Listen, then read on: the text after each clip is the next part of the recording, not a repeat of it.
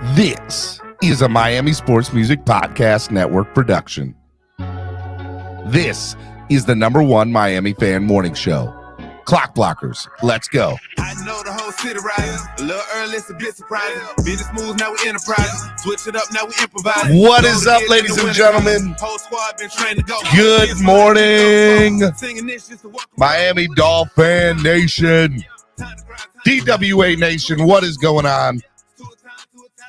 I'm your host, Stephen D, right here on the Miami Sports Music Podcast Network, home of the #1 Miami fan morning show, Clock Blockers. Good morning, good morning, good morning to my Finlaws, my family. How are y'all doing this morning? Again, my name is Stephen D. You can follow me on all social media platforms at Stephen D. SKPL, spread kindness, positivity, and love.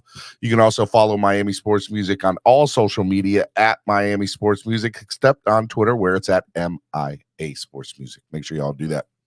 Hey, look, if you want to hit that like button on your way in, make sure y'all do that and subscribe to the channel. Subscribe, hit the like button, big deal. Join now. Sign up to become a member today. We got plenty of people in the chat this morning, and I want to say hello to all of them and also say, hey, look, if you're not a member of the channel, sign up today. It's Spread Kindness Friday. Can we get 2 new members to the channel today? I would love to see 2 new members added to the channel today. Alan M., Kane's 1989, Justin Vandenberg, Chop.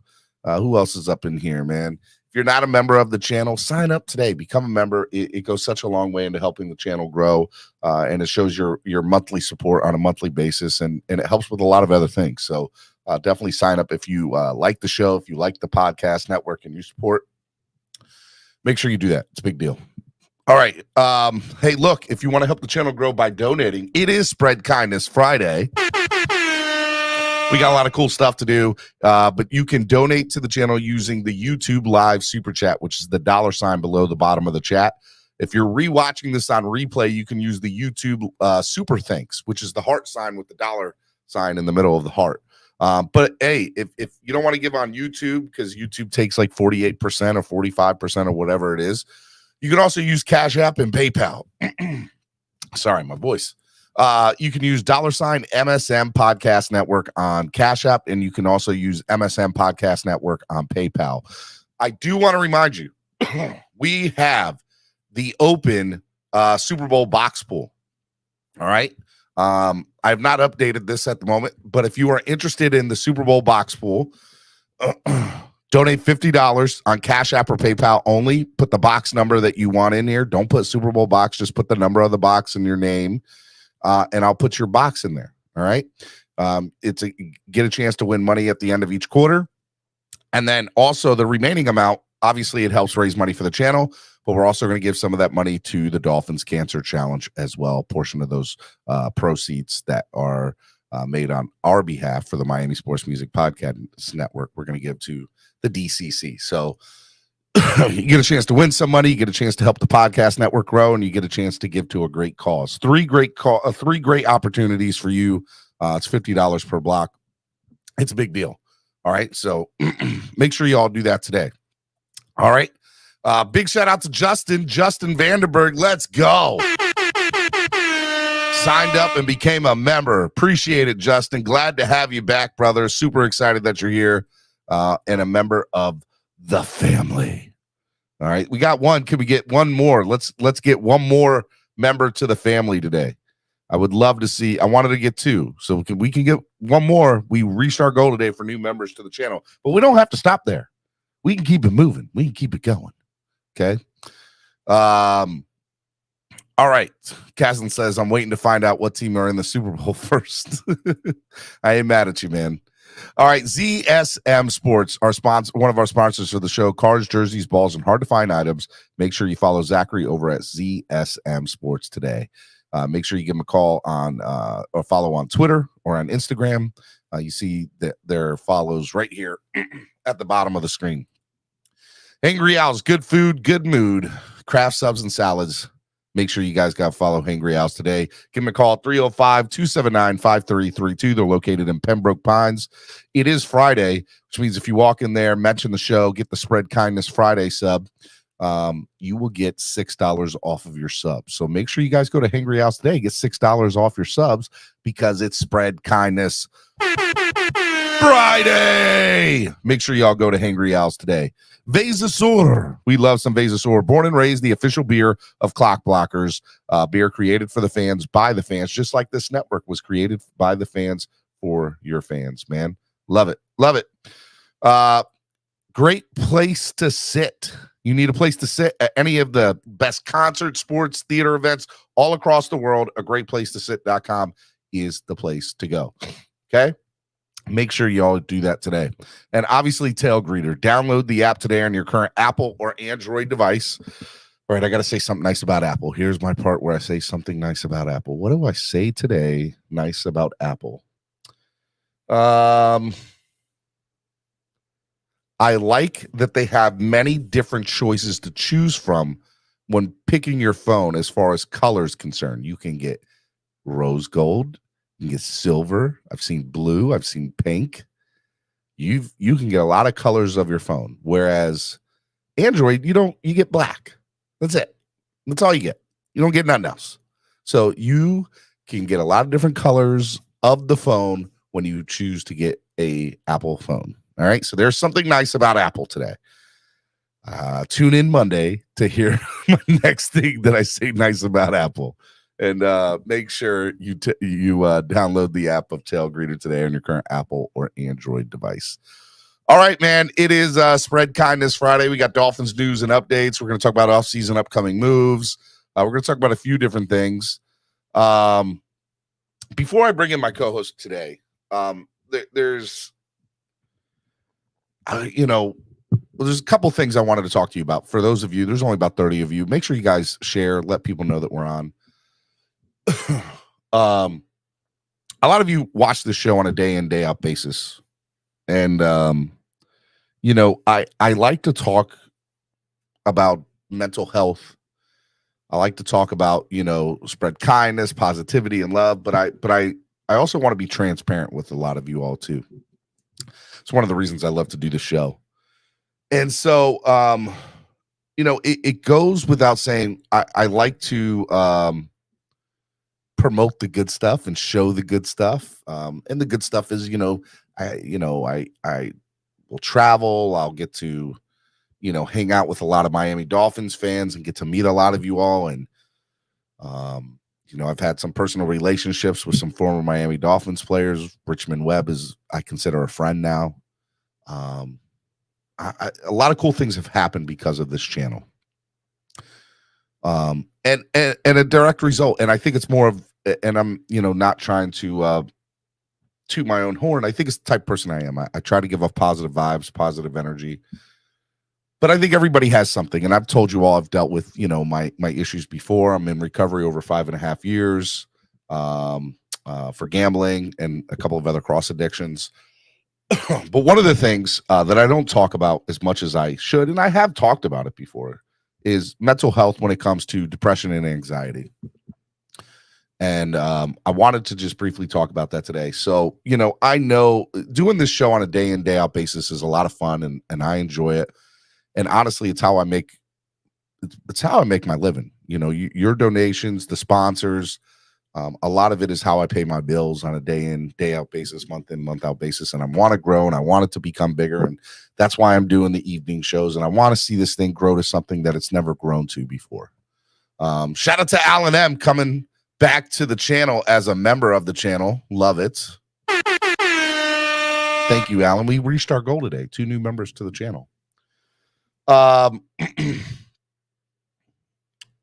threw me off my thing, Alan. But I wanted to talk about mental health, and I want to talk about anxiety and depression. And so I was diagnosed with anxiety and depression, a long time ago. And, I've been in recovery now for over 5.5 years. I go to a therapist, and I've, been on and off with a therapist for over 5.5 years, and have a new therapist that I've been seeing now for about 6 months. And I stopped.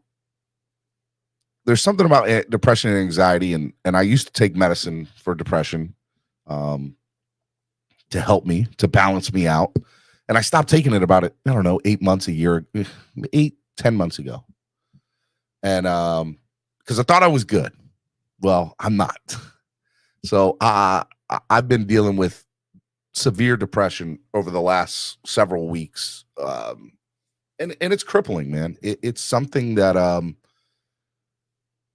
can beat you up. And so, that's why when I don't do a show during the week, 9 times out of 10, and I'm just being transparent with you, it's because it's tough to just get up and do a show because I just feel the weight of the world on me, and the anxiety and the depression just beats me up. And I felt the need to say that because I'm talking with my therapist yesterday, and she's like, you're not the only one going through this. There's a million of other people going through this. You think you're alone. You're not alone. And so I wanted to say that today, man. I wanted to say that I deal with it, and I'm struggling with it, and I'm going back to a psychiatrist to get some new medicine next week and get back on medication. But I wanted to be transparent with y'all because I feel like some of y'all might be dealing with the same thing. And I don't want you to think that you're alone. I don't want you to think that you're not loved. I love you. I might not love myself as much, but I definitely love you all.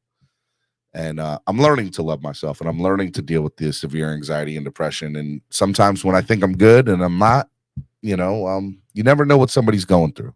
And so I put on a great face. I put on a good smile, and I love you guys. But there are days as soon as I turn off the computer, I'm a zombie. I'm just, I don't know. There's no word. There's not a word I can use other than there are days, and there have been days recently that have just been tough to just wake up and just do the everyday things. And so I wanted to tell you all that. I felt that Spread Kindness Friday is about being transparent and, just wanted to be transparent with you all today and let you all know that I struggle, and I have a lot of struggles, and not everything is all hunky-dory. Not everything is peachy. Hunky-dory. But I love you guys. You guys are the best. And I just wanted to throw that out there for y'all today to let y'all know it's Spread Kindness Friday. You're not alone. We're going to have a great show today. We're going to change the subject here in a minute. But, I love you guys. You guys are the best. And you never know what somebody's going through. You never know what they're up against, and you never know what they're fighting and battling on a daily basis. And that's what it is, man. So that's all I wanted to say. That's all I wanted to get out there today. Just kind of be transparent with you guys. Anthony asks, are you okay? Yeah, I'm okay for the most part, man. I'm dealing with my own stuff, man. And I love you guys. That's all I know. And I'm going to keep doing the show. And the show's not going anywhere. I know that there are mornings I let you guys down by not doing the show. But, I'm doing my best. And hopefully I'll get back on some medicine, and I'll be a little bit better, and I'll feel a little bit better. And Alan M says, real talk, this community, this place, this makes me, this forum makes me feel not alone. I appreciate it, Alan. That's why I did it. I hope that I reached to somebody today. I just wanted to kind of connect with y'all as a human being, to let y'all know I'm not Superman, and doing this on a day in, day out basis can get very frustrating. But it's a lot of fun. And it's not just this, it's just life in general. And there's times where things don't even cause depression and anxiety, and they can just pound on you. And you wake up and you're like, nothing happened. Why do I feel like this? So that's the worst part about depression for me, is I can have a great day and then wake up the next morning, or even during the day, just transform into this dark cloud. So Anthony says, Steven, I have to thank you. If it wasn't for you, I would have been in a dark place last year. I had a friend of mine from high school die in a roadside military attack in the military. Anthony, I appreciate that, man. Case 1999, I have anxiety when I go to the doctor and dentist, so I feel you, bro. It's not easy, bro. I'm here for you and for everyone. Manalo says, don't underestimate the effects of negatively expressed by channel participants. Wildin' Out Wednesday is fun for some, but it could easily wear on you. Look, Wildin' Out Wednesday is a fun thing, and you're right. It can get a little crazy, but I try to hit the reset button after that every day.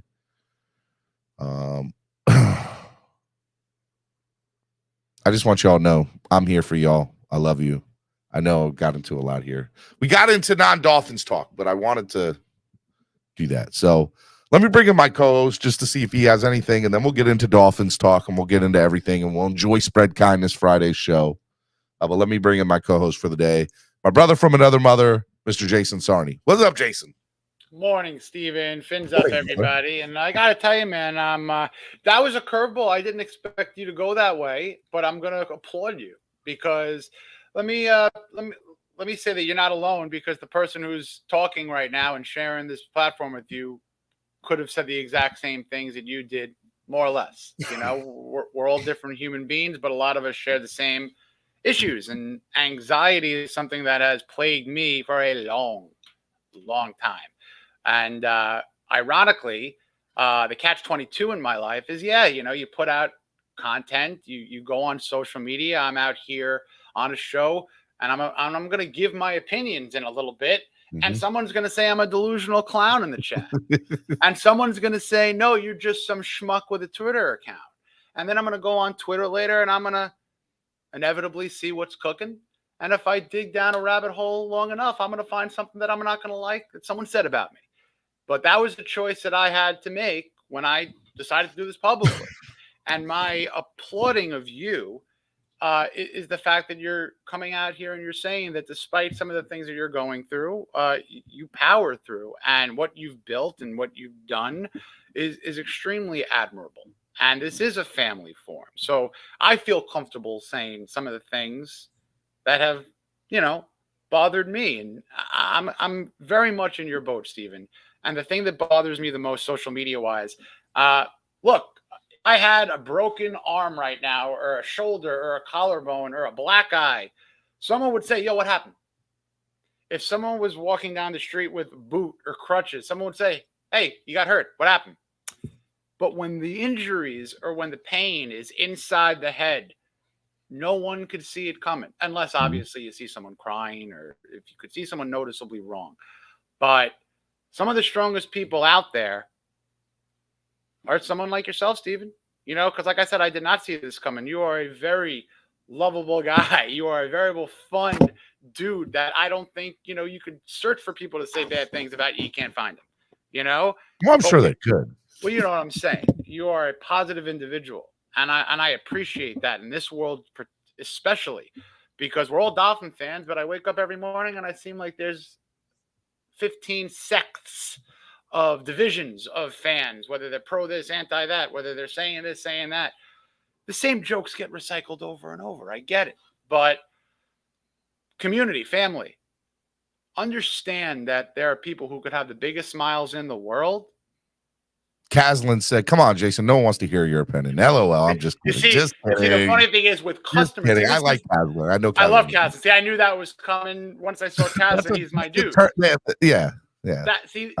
Here's another thing I'll say, and then we'll talk about football. See, social media. Well, I'll say one more thing after you, and then we'll talk about football. You have the last licks here. Yeah, that's fine here. So, like, for example, Caslin, track record of having good stuff, fun stuff, debate stuff, but overall the body of work on Caslin's comments are good. When there are people who just stick to the negatives, who never say good call, nice stat, I agree with you.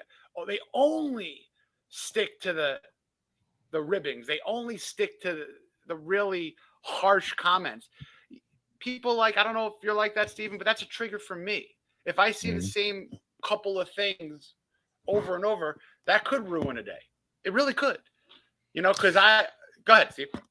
No, look, as far as fans are in this community, look, I think two of what are considered, and I don't think I'm throwing them under the bus because they're my personal friends, and I think they would be okay with me bringing this up as an example. And if they're not, they can call me out on it later.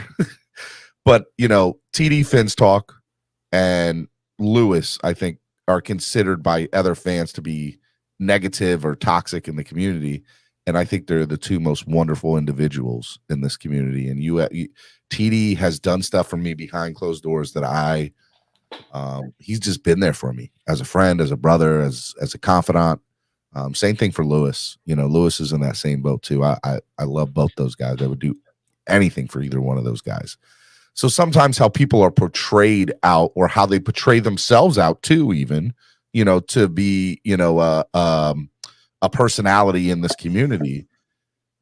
Some of it's for show. Some of it is just, for clicks. Some of it is for, they enjoy doing it this way. But behind closed doors, they are the nicest, most wonderful individuals in the world. So I was just saying that from a fan's perspective, how people portray themselves or put themselves out there, or even viewed as from the public perspective, what they might or might not be, is not how they are in real life. It's not how they are behind closed doors. And I can tell you right now, when it comes to Lewis, when it comes to TD, they would give you the shirt off their back, in a minute. And I would do anything for either one of those two individuals. And then, the same thing, I have, a lot of great people on my platform, CB83, Batman, yourself, that have been, involved in controversy over the content creator space. And I know that all three of you would do anything, for anyone that obviously shows that same thing, in general. But that's not what I was getting at. The last thing I'll kind of say about this is, it's not even the space. It's not even making content. It's just everyday life. And again, I wanted to be specific and say, it's sometimes you wake up and nothing can trigger it. And that's the thing about depression, that you don't even need. That's the thing for me, that I can wake up after having a good day and just feel like crap and the world is down and nothing good is going on. And I know that's not true deep down inside when I really think about it, but it's tough to really think about it sometimes. And that's part of what depression is. And that's part of what it is. So you're right. The social media outlet or the content creator space can trigger a lot of anxiety and depression, but there are times when nothing can trigger anxiety and depression. And it can just be brought upon you because the life. And people are always talking about, hey, look, Steven, you run your channel a little bit differently. I run my channel the only way I know how, and the way that I can provide for my family, and the way that I can provide keeping this channel on and doing this every day. When I ask for donations, I'm asking because, I want to, keep being able to pay bills and keep on doing this morning show on a monthly basis, on a daily basis, because I know how important it is, not only to me, but to certain other people of this channel that watch it every day. And they're like, I need this morning show. I didn't know what I was doing before this morning. I've had people straight up tell me before this morning show, I would wake up in the mornings and just feel horrible. And now that I gotta jump in there. And this is a testament to you, and I'm sorry to jump in, but I want to get this thought out there. This is what, like my 7th or 8th time doing this with you. We've done this for about 2 months. When you IM'd me out of nowhere, not out of nowhere, but we talked. But when you said, hey, you have time to do a show, you woke me up, and it was not a late text. It was not not an early text. Sorry. Basically, I was having a rough morning. Yeah. And you texted me, and I was really like, wow, cool. Someone wants to hear my opinion. My friend Steven wants to bring me on his platform. I was invited somewhere, whatever. I was going through a bad day. So everything like that just really got me cooking. And here we are. So you have to look at yourself as someone who helps, so my job is to help you get out of the rut. We're going to help you get out of the rut. Cruz says I'm more loyal to the show than I am walking my dog. Cruz, go walk your dog, bro. But I got one plea, and then we'll talk football. Then we'll get into Dolphins talk. Then we'll get into Dolphins. But I thought, again, and I'm sorry I feel like it was important to talk about this. It's very important. I mean, if it wasn't important, you wouldn't have professional athletes using their platform to talk about it. I believe, Hayden Hurst, even a Dak Prescott and some of the horrors that he and his family had to go through. Look, we've all had our levels of pain, externally, internally, family-wise, but especially now and here where thoughts and problems could be amplified and just viral. A bad catch on a video could just be caught viral. A bad argument on Twitter can go viral. Look, I got into an argument a couple of months ago with someone who was a prominent figure, and dragged my name a long way. And it put me in a rut. I'm going to blame myself a little bit for some of that aspect because I didn't handle my business properly, or all as properly as I should have liked, but what have you. But yeah, I mean, sometimes you could look at yourself and understand why you're getting some crap, but other times, to steal a line from a great movie, sometimes some people or some men want to watch the world burn. And that's unfortunately what we see here. And to me, I'm just going to say a message to the anonymous people who want to cause fire for people like a Steven, like myself, or anyone who works hard for the content creation. If it makes you feel better by putting someone else down, you need a different mechanism. You really do, because that's the wrong method. And that's it. And I want to talk about football. Caslin says, no, Jason. Steven is the only one who wants to hear your opinion. Let's get that straight. LOL. Just kidding, That's bro. why I was so happy. I'm like, someone finally. Somebody wants to hear it. Last thing I'll say, and then I'm done. If you have an issue, you have a problem. Number one, there's always somebody out there willing to listen. Number two, the hardest thing in the world about being somebody who battles depression is talking when you're in the middle of your depression or in the middle of an episode or whatever you call it. But that's why it's having a routine. You know, for me, I go to, well, I'm supposed to, although I haven't been to a lot of meetings lately because I've just been down, is going to meetings, dealing with your, hurts, habits, and hangups, reaching out to people, going to therapy, going to church. For me, that's going to church, getting into the word, all that kind of stuff. Like, I try to do everything, but there are days that I just, and by the way, I say those things, but I'm not somebody who does it, as nearly as much as I need to do it or as much as I used to do it. And so I need to get back into a rhythm with some of those things so that I can get better, along with taking medicine and doing other things. So I love you all. Just know that I'm here for you. If you ever want to talk about it, if I'm available, I will definitely, I'm never going to hide from that conversation. I'm always here to talk. And if I'm not able to, I'll definitely try to set up a time to talk. But just know I love you. I'm here. Spread kindness, positivity, and love. And I'm always here for y'all. So with that being said, it's Spread Kindness Friday right here on the Miami Sports Music Podcast Network. You like my voice there? Did good, right? I can't do the voiceover like you. And you could do the Vasasaur. I can't do that. Vasasaur. Vasasaur. We love some Vasasaur. Okay. I wish I could speak Spanish so that I could do the Spanish with Vasasaur. I can't do it. I just got my New York accent. That's all I got. All right. We got a third new member today. Manalo's in the building today. Let's go. Let me give you your wrench. I got to give these people their wrenches. Dude, that's like +1 in the goal. And we just went on a little intro. We didn't even start. So, all right. I know. It was great. We got 3 new members today. Love it. Beautiful start. Beautiful start. All right. Let's talk about everything, man. So, I haven't really got a chance to hear everything from you. I know you came on earlier this week. We talked a little bit. What are your thoughts about the Dolphins defensive coordinator situation? And just, how that haul is going. Just want to hear from you on that. I think they have a really good list of the 4 people that they interviewed. I'd like to not see any additional names because that kind of tells me that they've made their decision or pecking order. But obviously, it's contingent of what these guys are going to want or what their first choice is going to want. Now, that brings me to Vic Fangio, which right now at the moment, now this is interesting because he is consulting with the Eagles. Mm-hmm. So you jump on their weekly guide, their media. He's not in there. And that's not anything other than he's a consultant who's not a full-time staff member.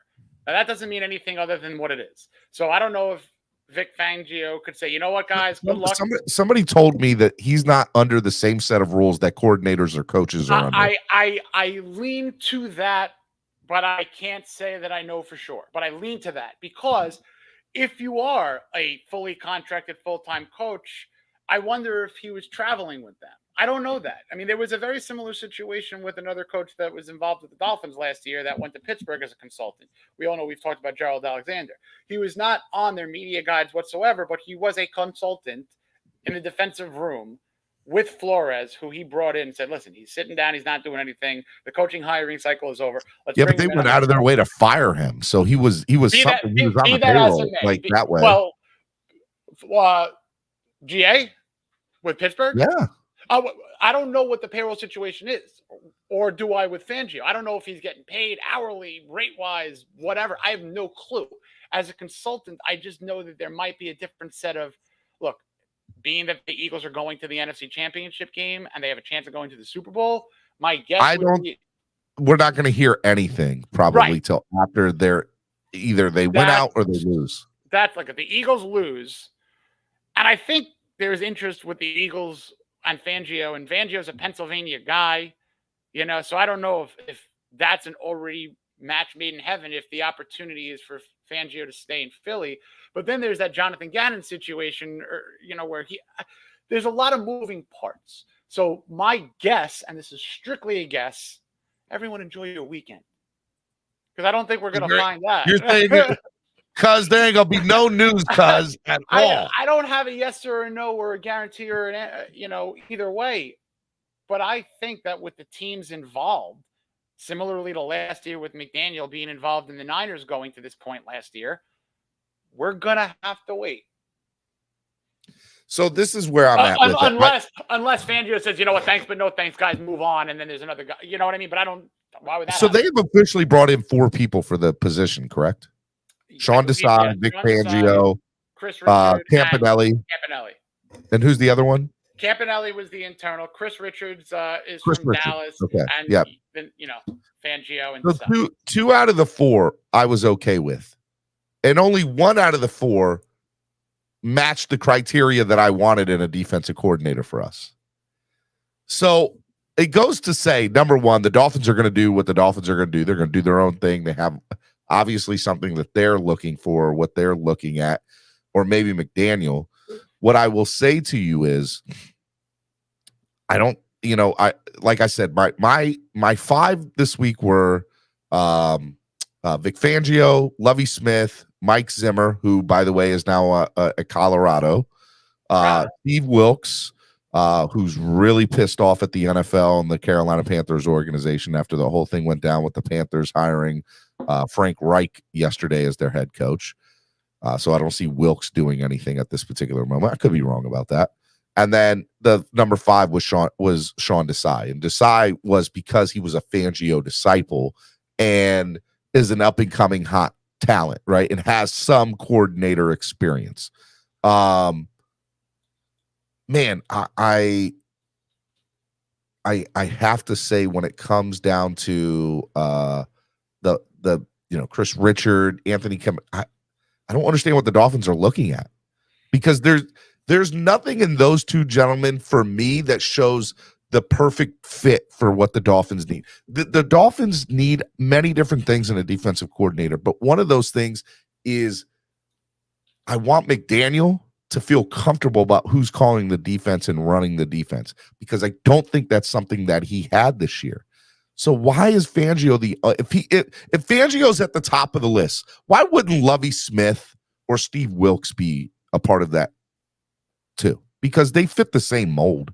They fit the same criteria that Fangio has. I'm perplexed why they're not bringing in more veteran defensive coordinators. Can you explain to me why that's the case? I'm perplexed a little bit. Yeah, sure. When you see a name like an Anthony Campanelli, who is really just, a young guy, really, really young up and coming coach, internally he had I guess you can call it a nice year as a linebacker coach in a position that was kind of a weak link, but did take over some play calling duties and did so admirably. But yeah, I really would like to see more of the veteran Lovie Smith, Vic Fangio types. You need to take that completely off of McDaniel's plate. I'm not going to say that one of those young guys wouldn't have the ability eventually, but to cut it individually, I want a guy who could specialize in the front 4, front 7. Chris Richard is like a defensive back kind of minded guy. Flores, defensive back minded guy, into Boyer, defensive back minded. We got to flip it. So I don't really care necessarily at this moment on veteran versus youth. I want philosophy. I want to turn that front 7. Yeah, and I disagree. I don't I don't care about philosophy. I care about experience, putting together a coaching staff, having somebody that McDaniel can rely upon. Both would be great. I get that, but for me, philosophy is irrelevant, because if you're bringing them in, you're bringing them in because you like something about the way that they coached or have coached that they can utilize the talent that's here or anything like that. So I don't know what to say. Like, it bothers me, Jason. Like, I've thought about this. I'm like, why is Fangio, if Fangio's at the top of their list, why aren't they bringing other people in that are like Fangio? And there's somebody that tried to tell me, well, there's nobody else that's like Fangio. Hey, maybe that's not true. Maybe they look, and this is again a pure speculation here. I mean, it's conceivable that a coach or a team or vice versa might not just want to take the opportunity. Thanks, but no thank you. They're not going to put that out. It's about like Steve Wilkes or Lovie Smith or somebody like that. And you're not saying those two individuals per se, but just somebody of that caliber. NFL team A calls coaching candidate Y, and coaching candidate Y says, thank you anyway, but I'm going to respectfully decline. The first thing that I believe that the team is not going to do is go call everyone and say, hey, Coach Y declined us. No one's really going to advertise that, you know? Yeah, but that's why I was saying earlier this week, Jason, I'm like, the Dolphins have to be the most attractive job. The defensive coordinator job in Miami has to be the most attractive job in the NFL, minus head coaching positions. He might want that, though. But even with head coaching positions, there are some head coaching positions I think I'd rather go be the defensive coordinator in Miami rather than be the head coach of the Carolina Panthers, where I have no idea what the future holds, you know?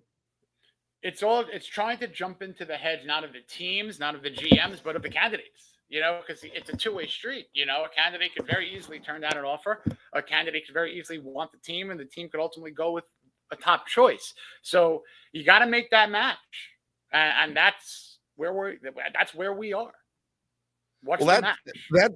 That's one thing that was frustrating to me during the head coaching search last offseason. It was the one thing that I scratched my head with even like who were the final, like Kellen Moore, Mike McDaniel. There was like one other person. After a few hires happened, it became like the last hour was Moore versus McDaniel. Yeah. When some other names were kind of sliced out. Yeah, and Brian DeBall, that was the other one. And Dable took the job with Dable, and Dable, I said DeBall. Dable ended up choosing the Giants, I think, over. Well, there's a rumor that he chose the Giants over us. Whatever that for what it's worth, right? That was my thing about the McDaniel. I was like, McDaniel was never the Dolphins' first choice. I love him. I'm not saying I'm not happy he's here. Love McDaniel. But he was never the Dolphins' contingency plan. He was a very safe contingency plan. And when they were happy, when they got him, I don't think they were upset with that. They're like, okay, this is what we're gonna get. So be it. Fangio seems to be it's Fangio or it doesn't matter because we're just gonna bring in some like that. That's what bothers me. Chris Richards not a favorite. Desai's the only person that to me fits the McDaniel mode. He's young and up and coming. He's a hot prospect. He's going to be big in this league somewhere. Like there's a very high potential and probability that he's one of the next up and coming, gurus when it comes to coaching.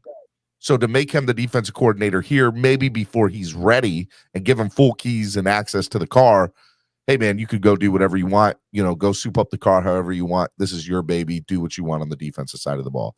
I don't think Desai's ready for that. I could be wrong. I don't think Campanelli's ready for that. Could be wrong. I don't think Chris Richards is ready for that. Could be wrong. If we're bringing in a defensive coordinator, it needs to be somebody who can come in here and make a difference day one. Any one of those three guys I just named, Desai, Campanelli, or Richard, they are learning on the job day one. That is my problem. I have a big problem with this, Jason. If we hire any one of those three guys, Desai's the exception. Right, because at least he has the Desai's the exception from Fangio. He has but I would still have my reservations about it. But I would be because he's on my top 5. He'd be number 5. I would look. Fangio, I think everyone would celebrate because it would be a very easy turnkey situation. I got the D, Mikey, you got the O. I'll help you out if I see a timeout or a flag situation or general maintenance of the team situation. Because you throw a coach / head coach experience in there, invaluable. I think that what Flores did, minus a Chan Gailey, was brought in a lot of younger guys and a lot of like up and coming coaches, as he wanted to kind of be that tree builder. Kind of, these are the guys that I'm building under my tree. Forget that right now for McDaniel. Let that happen in 5 years. Right now, get the experience to help get the team solidified where they need to be. And a defensive mind, a defensive guru like Fangio would do so like that. If it's Desai, I'm intrigued because he's a mini Fangio philosophically. But then, Stephen, to your point, and my worry as well, we'd have to see how he handles himself being, he's 39. He's a young kid. So will he have the respect of the unit, of the room, we'd have a very young coaching staff when you look at it. We do have a very young coaching staff. Now I have to bring this up as a discussion. What if the reason that Steve Wilks or Lovie Smith are not considering coming here are because of the Flores and the lawsuit that's pending against the NFL, that Lovie Smith and Steve Wilks are in as co-defendants in this lawsuit, or co-whatever, and they're within the lawsuit with Flores, and the Dolphins obviously being one of the people that were cited. Is there a backdoor wink with some of these veteran coordinators where they're not going to certain places because of the lawsuit? Short answer, I don't know. Okay. I don't know. I'm not here to start a conspiracy. I'm not here to say that there is one, but I think it's worth mentioning because what I'm scared of is a year or 2 years from now when Greer may no longer be here, God forbid, knock on wood, that it comes out, no, he gets in an interview. He's like, no, we tried to call Lovie Smith. We tried to get Steve Wilks, but they didn't want to come interview because of the pending lawsuit that was going. And I'm just thinking to myself, well, maybe that could be the case why we're not getting those two guys. And Zimmer's already off the board because he's in Colorado now with Dion, with Coach Prime. So, I know that there are other veteran defensive coordinators that are out there that are not necessarily one of those four. Those are my top 4 candidates, but I'm starting to think that maybe they're not coming because of the lawsuit that's impending, and they're just not agreeing to come to an interview because of that whole process. But again, that goes to the point of that's very interesting, where we move forward. The NFL moves forward and everything with the Rooney Rule and all of this stuff because, is Desai getting an interview for the Rooney Rule? And I don't know about that. I know it's a touchy subject. I get all that, but I think it's worth mentioning. It's worth having the conversation about because I don't know what. To me, with the exception of Fangio, there is no rhyme or reason to any one of those other 3 people except Desai, and the only reason Desai is probably getting it is because the NFL, the Dolphins know he's an up-and-coming person. Campanelli doesn't feel like he doesn't fit any defensive. If Campanelli ends up being the defense coordinator here, something went horribly wrong for the Dolphins in that search. I would be willing to bet, not as a betting man, that people didn't want to come here and interview, and that they couldn't go out and get their guys.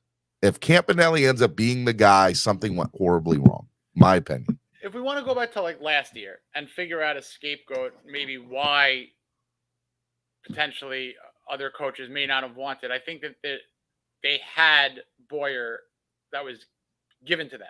Like, all right, guys, do what you need to do. But by the way, here's your defensive staff minus 2 or 3 little pieces. But here's your defensive coordinator. That might have been a deterrent last year. This year, I don't know what a deterrent would be for a defensive coordinator to come on in. I don't know what the answer would be because you have a very, very potent potential offense. You have an offensive-minded young coach who I really, truly think would have no problem giving, as you said, the keys to the car or however you want to put it to a veteran, So what is unappealing to the job? I don't know. But for Vic Fangio, he could just like something better if he chooses something other than the Dolphins. Told you the only thing that Fangio would turn us down for is a Sean Payton assignment and like being on a Sean Payton coaching staff. Otherwise, if we lose to Fangio to anything else, I'm telling you, there's more to the story than meets the eye, and it needs to be like that's when fans need to go in an uproar because you couldn't recruit it. I can deal with losing Fangio to Sean Payton because I know that history there. I get it. I understand it. We lose Fangio to literally anybody else. Why? Unless it's a head coaching position, which I don't see Fangio interviewing for head coaching positions. Everything I see is defensive coordinator positions. That's it. And I've heard the people say Philadelphia might be wanting him to come in and be the defensive coordinator. Why not do that from day one when you brought him in? And why not give him, hey, defensive senior coordinator, senior analyst, and make him part of the official coaching staff? There's just way too many questions with it. So I wanted to throw it out there that I was actually frustrated this week with the Dolphins' lack of the people that they were bringing in. I know there was only 4 official. 2 of them, Chris Richard and Anthony Campanelli, I will not get behind that. It will be very difficult for me to get behind that as a fan, either one of those 2 guys. Sean Desai's young, and I can at least live with it to a certain extent, the same way I did with McDaniel, and be kind of excited from that. I can hype myself up for Desai. And Fangio obviously being the favorite, but if Fangio's the favorite, why are there no other candidates like Fangio coming in? Because if that's what you think should fit the mold, you should have other candidates like that. Don't get it. Don't understand it. I mean, look, ideally, if everyone agrees that Fangio is the guy and they did their due diligence, but it's a formality. I mean, you don't know what's going on in the room. You don't know that Josina Anderson tweet that they were discussing terms potentially or parameters. Maybe, but until signatures are on the dotted line, things are still up in the air. An offer is an offer, but an acceptance is an acceptance. You know what I mean? Those are 2 different things. You're right, 100%. And I'm excited to see. I'm excited. I'm interested to see where it goes. Excited is probably not the right. I'm actually fearing it because I am the person in the community that's like, no, have faith in the Dolphins. Look, give them a shot, and I feel like that 99% of the time. My deep down rooted Dolphins fandom is scared because I'm like, the Dolphins will find a way to screw this up. The Dolphins will be the Dolphins. And that's what scares me about this whole defensive coordinator search right now. And it honestly, from a fan standpoint, some people are like, how do you fire Boyer without having a replacement for them? Right? Let's say they bring in Chris Richard or Anthony Campanelli. You might as well stuck with Boyer for another year. You might as well have. But this is where that philosophical difference. I mean, maybe if if Campanelli, I don't want him to be the guy, and that's not against him. I'm with you. I want experience. But if a guy like that is brought in, he brings in his own ability to say, this is my philosophy. You hired me because of it. Because if they're going to hire a defensive coordinator, one of the questions they're going to say, all right, what's your setup? What's your scheme? What are you going to do? How are you going to use this personnel? You see anyone out in the market who you think could be utilized properly in your scheme, So these interviews aren't just, hey, do you want to work for us? These interviews are hours and hours of strategy and what they're doing and what they will do, X's and O's, I'm assuming. So you never know what philosophically these guys could. How many times have you heard about the lifeblood of interviews? Oh, we fell in love with him when he talked about the philosophical schemes or this. I mean, that's why I can hype myself for Desai on that, right? Because there's a lot of people. Remember last year? I just want people to refer back to last year during the head coaching search. Nobody else in the NFL was really talking about McDaniel, but they were all saying he's young, he's a guru, this kid's the next up and coming somebody or someone. If somebody's willing to take a reach and chance on him now, they got to understand he'd be learning on the job, and he still has a lot to learn. But man, does he excite your offense and the creativity that comes with it? I think the Dolphins. Go ahead. I think Desai is the same person, just on the defensive side of the ball. Because in theory, what I would have loved to seen is Doug Peterson come here, or Doug Peterson like Jim Caldwell, somebody, and then McDaniel come in as the offensive coordinator, and then a Sean Desai on the defensive coordinator's side with that veteran leader up at the top, just, doing and letting these youngins, for lack of a better term, hey, go have fun. I'm doing this because I believe in you guys, but, Let's put it this way. If I had to guess terminology or my thought, what the Dolphins are doing here, and even to last year, they're aiming for a home run, but they've set themselves up really, really well to slide in safe with a nice triple if they fall a little bit short of the home run. And that triple. And who is that? Desai. I think the triple, that's what I'm trying to say. But if Desai but Jason, that goes back to nobody else wants to come here, which is why Desai's getting the job. You know what? There are terrific companies out there that someone could be shocked that no one wants to work for, business-wise. Just like there could be teams that maybe some people don't want to work for or play for. I'm not just saying the Dolphins. I mean, what if someone doesn't want to live in a certain place? What if someone doesn't want to uproot? There's a million different factors. It's not just the team or the players. It's the organization. It's the this. It's the that. It's a lot of factors go into accepting a job. I know football is different than, accepting his job as a, marketing executive somewhere, but it's different, but you can't jump into these guys' thought processes as a candidate. Look, that's part of what we do on the morning show, or as content creators and YouTubers and, radio hosts and whatever is, we need to get into their heads. What are they thinking of? But, I think there are a lot of red flags going on right now, and I just want to state that for the record. I think there are a lot of red flags right now for the Dolphins. It doesn't seem like they can get veteran defensive coordinators to come in. It doesn't seem like Fangio is looking at Fangio taking the interviews. Great, but why is nobody else on his level taking an interview with us? Or why aren't the Dolphins going out to go get an interview with somebody like that? And why are these the only 4 people? Campanelli, Richard, and Desai and Fangio. I take that as a good silver lining that it's only 4. I think that could be that as it may, however you think of each person. I think that's the Dolphins saying, all right, here's our top choice. The likelihood of getting him is this. If this person says no, we're going to slide right in with our second choice, and we're really confident we're going to get him. First emergency is him. God forbid emergency is him. And that's just what I think we might have to all kind of have to deal with, because they're not naming any other interviews. 4 people were interviewed, 1 in-house. If you want to call 1 or 2 rule abiding with the Rooney Rule, sure. You have the up-and-comer in Desai, and then you have the elder statesman who is the favorite in Fangio. So I think it's a good final 4. And if we see a 5th or a 6th name, that's my red flag. Because that means that Fangio probably turned them down. That means, all right, what's the temperature on Fangio?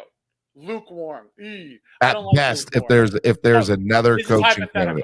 And I'll preface, in another life, I was a recruiter. So handling jobs and getting people contracts and acceptances, part of the daily beast. Can't tell you how many times in my life and other recruiters' life, your client company says, we want to hire Jim. Here's the offer. Close it, Jason. You got it. We got an offer. Jim doesn't want the job because he was getting another job and using this job as leverage.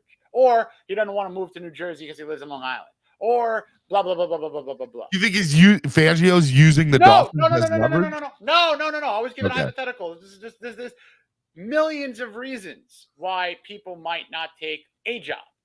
Football-wise, it's very specific to why they wouldn't take a football job. I don't know, Steven. I don't know if it's organizational. I don't know if people would want a head coaching job beyond a defensive coordinator. I don't know if a guy would want to have someone more closer to his age and experience like a Fangio versus working with McDaniel, who's younger, although they have a great relationship supposedly. I don't know. But jumping in the heads of the candidates, they could see and analyze an offer and just say, you know what? Thank you. But respectfully, I'm going to decline. And I'm not saying it's going to happen, but we've seen it. We have.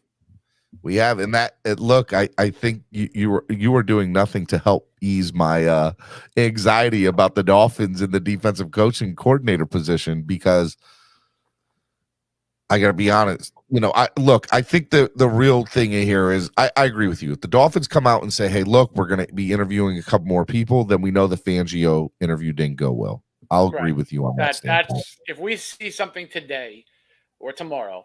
We as Dolphin fans need to root for the 49ers this weekend, because so that way we could just get, because that means Fangio could potentially delay this thing out another 3 weeks for the Super Bowl. Easily. I don't want to wait another 3 weeks. Give me an agreement in principle has been made, and after the Super Bowl, he will be starting as the defensive coordinator. That's all I want to hear. That's all I want to hear. Being in Philadelphia at the moment, living here, and being in Eagle land, it's a win-win, I guess. If the Eagles go to the Super Bowl, that's a fun time for my family here. If they lose, let's pick up the Fangio hire. So that's where I stand. So I'm in a win-win this weekend with the Eagles. I want to see I want to see where the Fangio situation goes. It'll be interesting, to kind of say the least. A couple of other things, around the league. This time of year is very different because there are so many head coaching candidates, vacancies. Actually, there's not as much as there have been in years past. I think now with Carolina, I think there might be 2 more positions that need to be filled. Arizona, and who else is vacant? Denver. Doesn't Denver need to be closed? But that's going to be D'Amico Ryans. I mean, I could bet that it's Ben Albright, who's all over that team, has been sniffing D'Amico Ryans. That's his job. D'Amico Ryans and look, I still feel like Flores is going to get the Cardinals job. Didn't he just interview for a defensive coordinator job with the Vikings? That's what confuses me. It's like, some teams are hiring or looking to play people for a head coach, but others are looking for a coordinator. That's another thing. What does a coach prefer? Well, that's the other thing too. When this time of year happens and there's vacancies, there's coordinator positions open, there's coaching staff positions open, and there's head coaching positions open. I feel like people are waiting for the domino to fall, right? Frank Reich being picked by the Panthers so quickly, very interesting, right? Because, what is a Frank Reich? Frank had a very long tenure with the Colts, not just as a head coach, but just the organization in general. And there was a relationship there. And so for him to get the head coaching job in Carolina, by the way, I feel like Wilkes should have gotten it. I would have liked to see what Wilkes done with that. But now I want Wilkes, come to Miami and be the defensive coordinator, and I'll shut up about Fangio. I would love to see Steve Wilkes become that coach, that defensive coordinator for the Dolphins. I feel like these coaching positions, I feel like people are waiting for the domino to fall. And then you can start being able to plug into play. But how the Dolphins are in years past is they're usually the last ones at the table left holding the dominoes of where they what do they need to play here? Because there's only so many cards to be played left. I know I just used 3 different analogies, but you get the point I'm trying to make. You get the point I'm trying to make, right? Like the Dolphins, to a fault, sometimes do a lot of due diligence, and I say that there are a couple of cooks in that kitchen. As much as you want to say Greer, I think it's a team of maybe 2 to 4 that are really looking at each other and saying, all right, we're all going to sign off on this, or 3 out of 4 are going to sign off. I think that there's a couple of cooks really deciding on the big time hires and moves within this organization. And that could be why sometimes it's happening a little bit longer and a little bit more dragged out than we would like. Listen, we're in a world of instantaneous information. That's why if you're refreshing Twitter in the morning, people are literally tweeting that they're just dying to hear something. That's how much people are just dying to hear something. We can't go an hour without accepting that there might not be an update for 2 days, for 2 weeks. So we got to take our feet off the gas pedal. This is a process, and 9 times out of 10, the Dolphins really go through these processes, the trade deadline, everyone, they're not going to make a move. They're not going to make a move. Lo and behold, they made 2. In the final minute, they made 2. In the final minute, because they do their due diligence. It's a lot of paper pushing potentially. I'm not saying it's the way to be, but that's just what I'm guessing. It takes time because they have people who are really crunching. Caslin said, "Don't forget Houston." Houston's in play with Gannon. Yeah, there's a lot of things in play that involve dominoes in Philly. By the way, Miami, you want to talk. Would you rather be the defensive coordinator in Miami or be the head coach of the Houston Texans? That's a very easy decision. Just want to throw that out there. You want to go coach a franchise that's changed their head coach twice in the last 2 years and has absolutely no future at the moment? If you're a guy like Fangio, if you're a guy like well, I can't say Lovie Smith because he just got fired there. But if you're a veteran, the answer is Miami, because if you're a veteran, your job is to not do a reclamation project that's going to put you halfway into retirement before you even got there. Some people are saying the head coach makes more money. No, the team decides who makes that. And it would be very easy for the Dolphins to say, we'll make you the highest defensive coordinator ever in the history of the NFL. You'll be making more than some head coaches in the NFL. That would be very easy to happen. If not worried about the point, as this is a joke, but if it gets to the point where they have to give him $1 less than the head coach just for hierarchy, do it. They would do it in a minute. They would do it. Stephen Ross would do that if he had. Yeah. As much as I give Stephen Ross crap, he would most definitely open up that checkbook. Man's got carpal tunnel from writing checks, man. Go write him anywhere. He'll do anything. Right or wrong. Why would anyone pick coordinator over head coach? It's not even close. Would you yes, it is. Yeah, it is. 100%. Stress level. Time of your life. What if you want to work? Ready? This is like almost. Let's think about what if you want to work 75-hour weeks instead of 95-hour weeks? I mean, that's the difference in the NFL. I feel like it's crazy. Well, I mean, I feel like a good team would work together, but I feel like, in certain situations, there are plenty of people that tried to be a head coach for 2 or 3 years. It didn't work out. But, man, their groove is being a coordinator, and they're good with that. And that's what Wink Martindale, for me, is like the person that fits the mold best of that, right? I know he's getting consideration to be the Indianapolis head coach, but Wink Martindale is 10 times better coordinator than he ever was or will be a head coach, in my personal opinion. If Wink Martindale gets Indy's job, it'll only be 2 or 3 years before Wink Martindale's replaced by somebody else, right? And by the way, Jeff Saturday, I thought, was going to get Indy's job. Why is Wink Martindale being considered for it? Somebody wrote that a little bit ago. Doesn't Jeff Saturday already have the job? I think it was just the interim. I mean, I don't think they gave him any type of a long term. I don't know, but Wink Martindale still fits that kind of motive. If he's being, somebody who's being looked at as a head coach, that man has been a coordinator for years and is 10 times better coordinator. But to the point of, there are certain people that should be head or coordinators over head coaches. Rick Spar says, name a defensive coordinator that makes more money than the head coach. We're not saying that they would make more money than the head coach. What we are saying is, and look, it's a possibility. If McDaniel wanted somebody bad enough, like a Steve Wilkes or Fangio, let's say Fangio, and Fangio said, I need $9 million a year. I need 10. I'm not saying 10 because I hate $10 million a year contracts for the Dolphins, but I need $9 million a year. I don't see it out of any question that McDaniel goes to Ross and says, I don't have a problem if you pay me more, if you pay him more. Don't. Yeah. Go ahead. I don't think ego's involved in that. I really don't. I'm not saying it won't eventually when McDaniel's next contract is up, but that would be better for McDaniel, the next contract negotiation for him. All right, I'd let him come in. He paid more. Now you got to pay me. You don't want that out. You know? You don't want that out there. But to me, that's an irrelevant. You're right. Can I name one? No. But I don't know that for sure. I don't know that there hasn't been that case. Cruz Ruiz makes a great point. I mentioned Dick LeBeau a couple of shows ago. I know he had what was the Saints? Greg Williams, better coordinator than a head coach. Sometimes less responsibility on the whole. What's his face? The brothers, Buddy Ryan. Oh, Buddy one Ryan of the was best defensive coordinators ever. ever.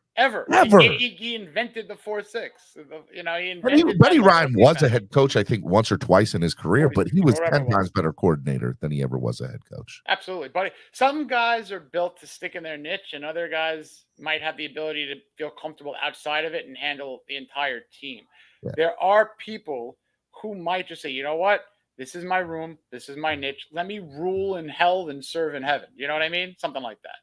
But again, it goes to the point that Fangio is the only one that the Dolphins are bringing in that fit that mold. Nobody else. Which says heavy, heavy, heavy confidence,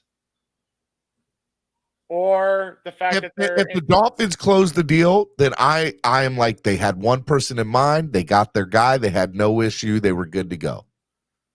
They were good to go. But if they don't get their guy, and they're left with one of the last people's holding the stick, and they don't get their guy, Jason, I'm going to be pissed at this football team for making this decision again. But don't be so pissed about that, because you could similarly say that's what happened last year, because McDaniel was one of the last guys. Happened last year. Oh, we all love McDaniel. They got lucky with McDaniel. But they prepared for it. And by the way, it's not even they got lucky. They prepared for it. They gambled. They took a chance. They said, hey, look, we're going to take a gamble with him. Let me just say this. Let me be fair. I don't think McDaniel was their last choice. No. I think it was safe choice. We have two guys we really want, Harbaugh and maybe Doug Peterson, maybe Daboll. But Daboll chose the Giants, so that was out the door. I don't think Peterson ever officially came here, so he didn't choose to come here. And so it was left with who's the other guy that I was saying? Harbaugh. And after everything broke with Stephen Ross, Harbaugh wasn't coming. There was no way. So at that point, the Dolphins were like, okay, let's go. Leslie Frazier. I would love Leslie Frazier, but Leslie Frazier, I think, is already a coordinator. Mm-hmm. Correct me if I'm wrong. He's the Bills coordinator, right? I'm not. Yeah, he's the Buffalo Bills defensive coordinator, assistant head coach and defensive coordinator. Raheem Morris would be another one, but he's the defensive coordinator with the Rams. Would love to see that. Okay. You want an off-the-wall take that will never happen in a million years, but would love to see? I'd love to see McDaniel say, hey, I'll let Leslie Frazier come in or Raheem Morris come in, be the head coach. I'll step back to OC. That'll never happen, but I would love to see it, right? Leslie Frazier, you want to come here? We'll make you the head coach. I'll step back. I'll be OC. It'll never happen. I'm just saying. There's a better chance of that happening, than like there's certain things that I just see and I'm like, well, that's just a dream. That you're like, name one head coach that's not been paid more than a coordinator.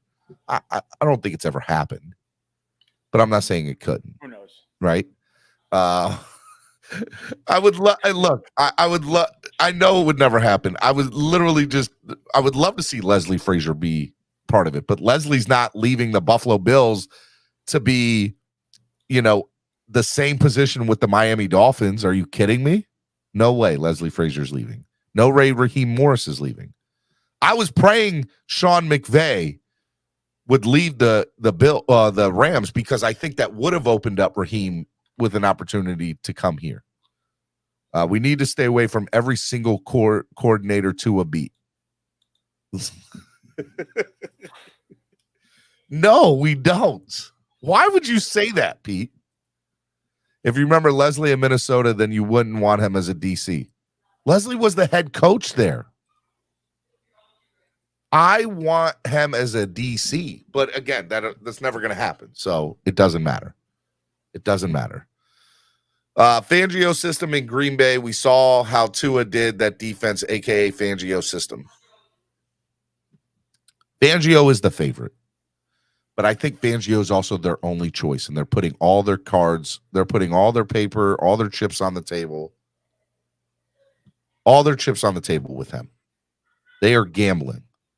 And if they do not get him, we are going to be left with, in my opinion, nothing. And the only other minute good possibility would be Desai. And then you would go to Desai and you're going to give it to him because nobody else is offering Desai a defensive coordinator position in full. Nobody else is giving him the keys to the car, just like the way nobody gave Mike McDaniel that same option last year. What's interesting Dolphins were the only person that were willing to do that last year. What's interesting too about the Desai situation is that I believe he's an associate or assistant head coach too. And right now you have that role in John Embry, who's the assistant head coach. So there's some intrigue there. He is the associate head coach, not the assistant. Okay, all right. There you go. He's the associate head coach and defensive assistant. There you go. Gotcha. You know? Okay, so the defensive coordinator, that's definitely just an overall upgrade. Well, he's been a defensive coordinator. He was the defensive coordinator 2 years ago with the Bears, which that wasn't a good defensive coordinator position. So he's been one before, but he was on, what was that 2021 Chicago Bears team? Let me go look and see who that 2021 Chicago Bears team was. I'm trying to look. Hold on. Chicago Bears. They were 6-11. Oh, they had the 6th ranked defense in the league for yardage. That was Matt Nagy as the head coach. Bill Lazor, remember him? He was the offensive coordinator that year for the Bears. And the defensive coordinator was Sean Desai. Yeah, like there was. You had Robert Quinn get 18.5 sacks that year. Oh, I know. Well, yeah, that's true. They did do that. Yeah, Khalil Mack. I'm looking at the rest of the coaching staff. Chris Rump, Bill Shuey, Bill McGovern, Shea Townsend, Mike Adams, Mike Patine, Shane Taub, Ronell Williams. Like nobody really brings up a name. Like Desai would be the consolation prize. But what I would like is he's had experience before. What would he change from the 1 year that he was a defensive coordinator there? They were 6-11, right? He failed. He, for all intents and purposes, failed the 1 year as a defensive coordinator. And I'm not saying that's a bad thing or a good thing. I'm just saying he's been in that shoe before. So my mantra was, have you been a defensive coordinator before? And have you been coaching in this league for a long time? Well, he hasn't been coaching for a long time, but he has been a defensive coordinator before, and that counts for something. So for me, it's Fangio, and the consolation prize is Desai. Yeah, that's but if it ends up being Chris Richard or it ends up being Campanelli, Dolphins have failed miserably, horrible. It would start with that probably as a grading, and then it would put all the onus and pressure. And next year, everyone's going to be scrutinizing that higher. If it's not, that's what happens. If it's not the number one person that everyone covets, the person who does get it, the scrutiny is going to be all over the place. We'll definitely have to see. All right, Miami Sports Music's #1 Miami fan morning show, Clock Blockers, right here on the Miami Sports Music Podcast Network. It is Spread Kindness Friday. We're talking about off-season upcoming moves here in a second. I want to remind you all, if you haven't hit the like button, hit the like button. Donate to the channel, help the channel grow. If you haven't gotten your Super Bowl boxes, get them now. Donate on Cash App or PayPal. Send $50 with the box number you want. Let's fill this thing up. The AFC side, the NFC side. So you know who's left. I know some of you said, well, I'm waiting for, who's going to be in the Super Bowl. Well, the AFC is going to be on the top and the NFC is going to be on the side if you look there. And you kind of know the final two teams there. So go ahead and get your box and send your money in and let's go. Let's fill this thing up. Jason, is there any off-season moves? Is there any players that you want the Dolphins to go after this off-season? And it could be somebody that's already that was in the building last year. The first step, obviously, is to retain and to resign the players that I think you really need to continue this ascension, and homegrown people, especially Andrew Van Ginkel, Nick Needham. Their contracts are up. I think you bring Needham back. Certainly, first and foremost, there's interest there. We've all heard that. I believe it's mutual. So as long as another team doesn't overpay or really put heavy money in front of Needham, I'm confident that continues.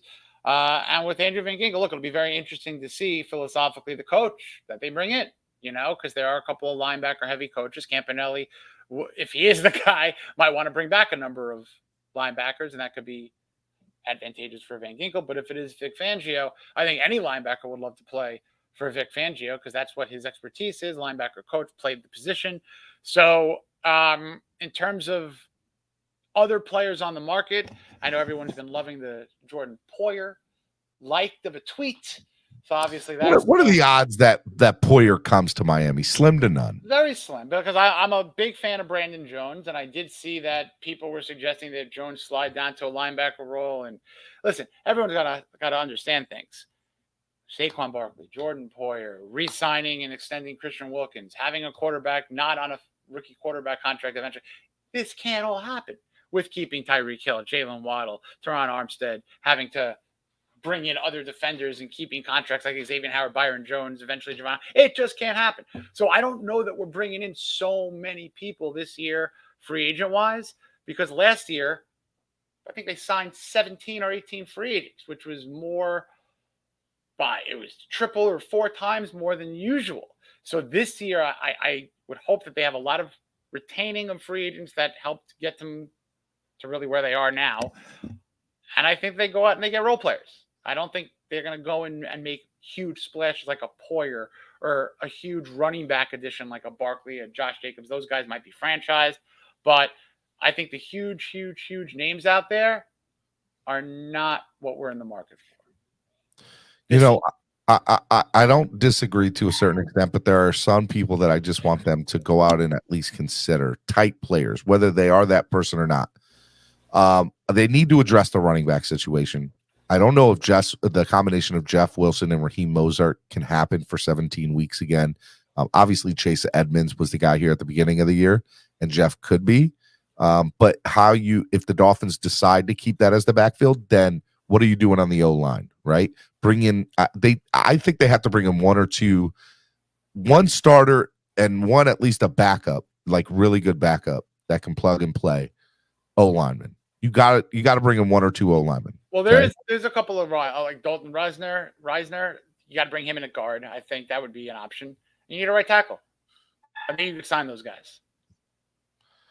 Look, from an offensive side of the ball, that like I think if you're not going to if you're going to retain that backfield of Wilson with Mostert, you got to address the O-line. If you're not going to address the O-line as much, like going out and getting a potential starter on the O-line or a high quality backup for the O-line, and you're going to keep with what you got and just keep on molding that more, which, by the way, that would not be my first choice, but I could totally see the Dolphins saying, no, we like what we got. We're just going to keep on working it, right?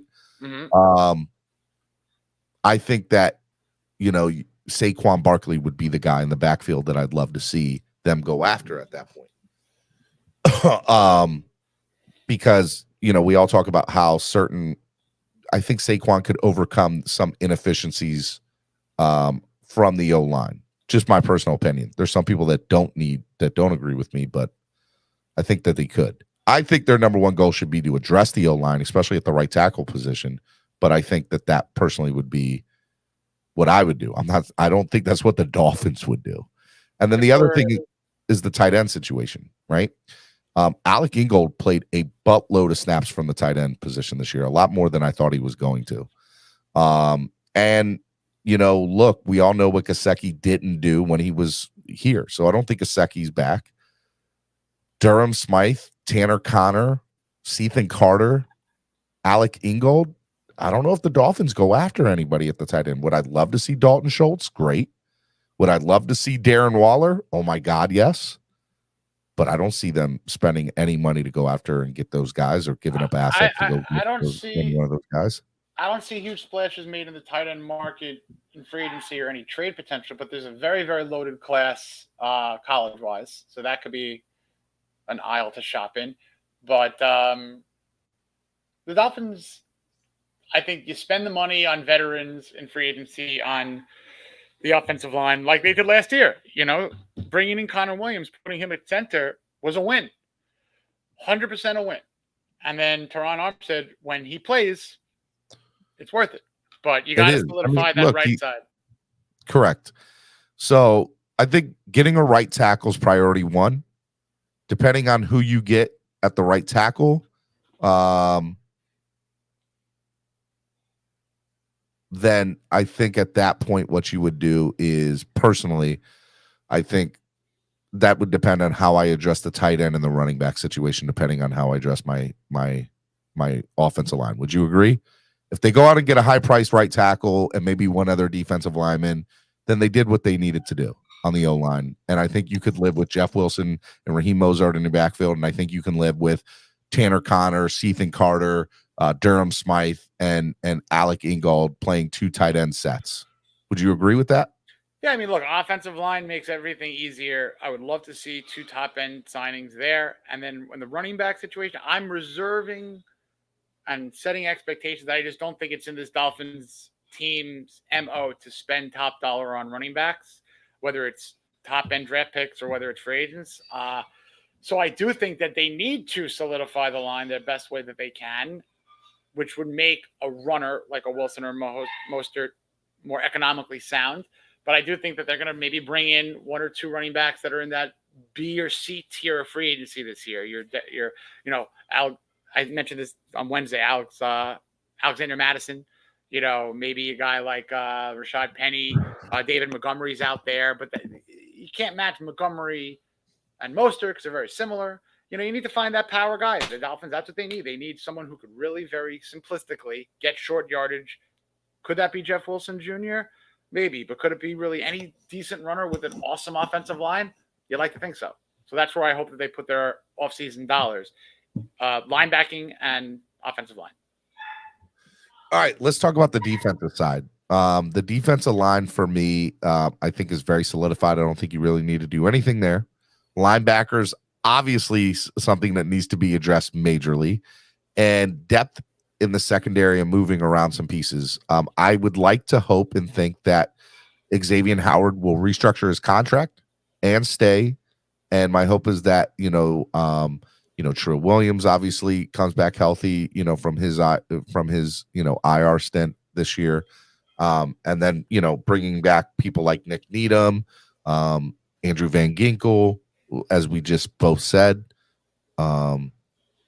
I think the Dolphins will go out and get 1 or 2 decent free agents on the defensive side, and I think it'll be in the secondary, and I think it'll be in the linebacking room. Do you agree? Do you see that? Is there anybody in particular you'd like to see?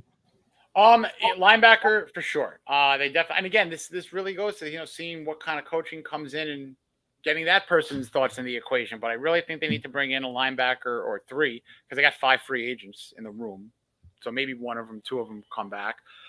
Depth in the secondary, you are returning a guy like a Trill Williams, hopefully. You're getting, your Brandon Jones. You have Javon Holland. If they are going to part ways with Byron Jones, that's where you need to find that up-and-coming replacement who eventually could hopefully be a fraction of what Jones was. So is that the draft? Is that free agency? I haven't taken a huge look at the cornerback market. Just give me a quick second. Yeah, I mean, I don't think there's anyone A+ that you go after free agent wise cornerback, but that's a draft position. They have 5 draft picks, and where the draft picks are, it fits in nicely for a late round cornerback, kind of experimental. They've done well with late round or undrafted cornerbacks, and then maybe you bring in a tight end and a linebacker in one of those. Cassie says he likes Ben Sims. The Dolphins like Ben Sims, the tight end from Baylor. Yeah, there's like 4 of them. Kid from from Iowa, I think. Sam Porta or something. So maybe the Dolphins address the tight end in the draft. Yeah, I'd be happy with rounds, right? And maybe that's somebody who can come in week 1 and make a difference. But ultimately, I don't see the Dolphins getting any real starters from the draft personally, unless they find a gem. You like to hope that their pick from last year, their first pick, which is the 3rd rounder, Channing Tindall, whoever brought in as the coordinator. Let's hope third rounds are either really great hits or whiffs. There's no in between with the 3rd round picks. They either hit or they don't. Tindall didn't show me enough last year. Yeah, there's not enough footage. There's not enough footage from Tindall last year, right? It's an incomplete. We can't grade and by the way, that's another thing that I had, right? Like there would play one of the things I'm actually very surprised the Dolphins have not done is fire their special teams coach, because they've been like at the bottom of special teams for the last 2 years. And we know, having Darren Rizzi for several years, the Dolphins were one of the best on special teams, right? Walt Aikens made his career out of being a special teams captain. Mm-hmm. I haven't seen that the last 2 years here. And so somebody like Channing Tindall, I feel like that's where you find some of those key players are on special teams, because they're getting some playing time on those special teams.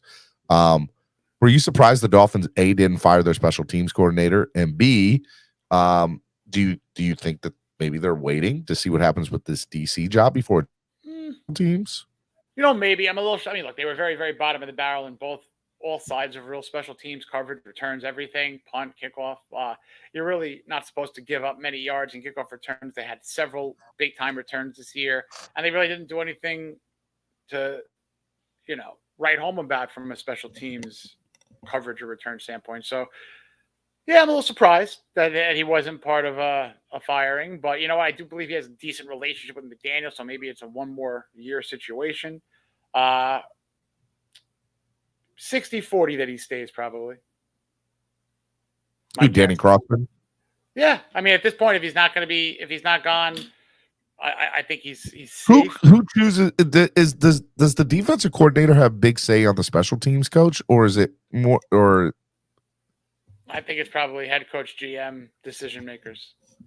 So this is a McDaniel and Greer choice of retaining Danny Crossman. I mean, this is also, everything goes after these player interviews, coaches interviews. Could Fangio come in? Let's say Fangio gets the job. Could he come in and say, "No, I want this guy as my special teams"? Would he? Could he say that?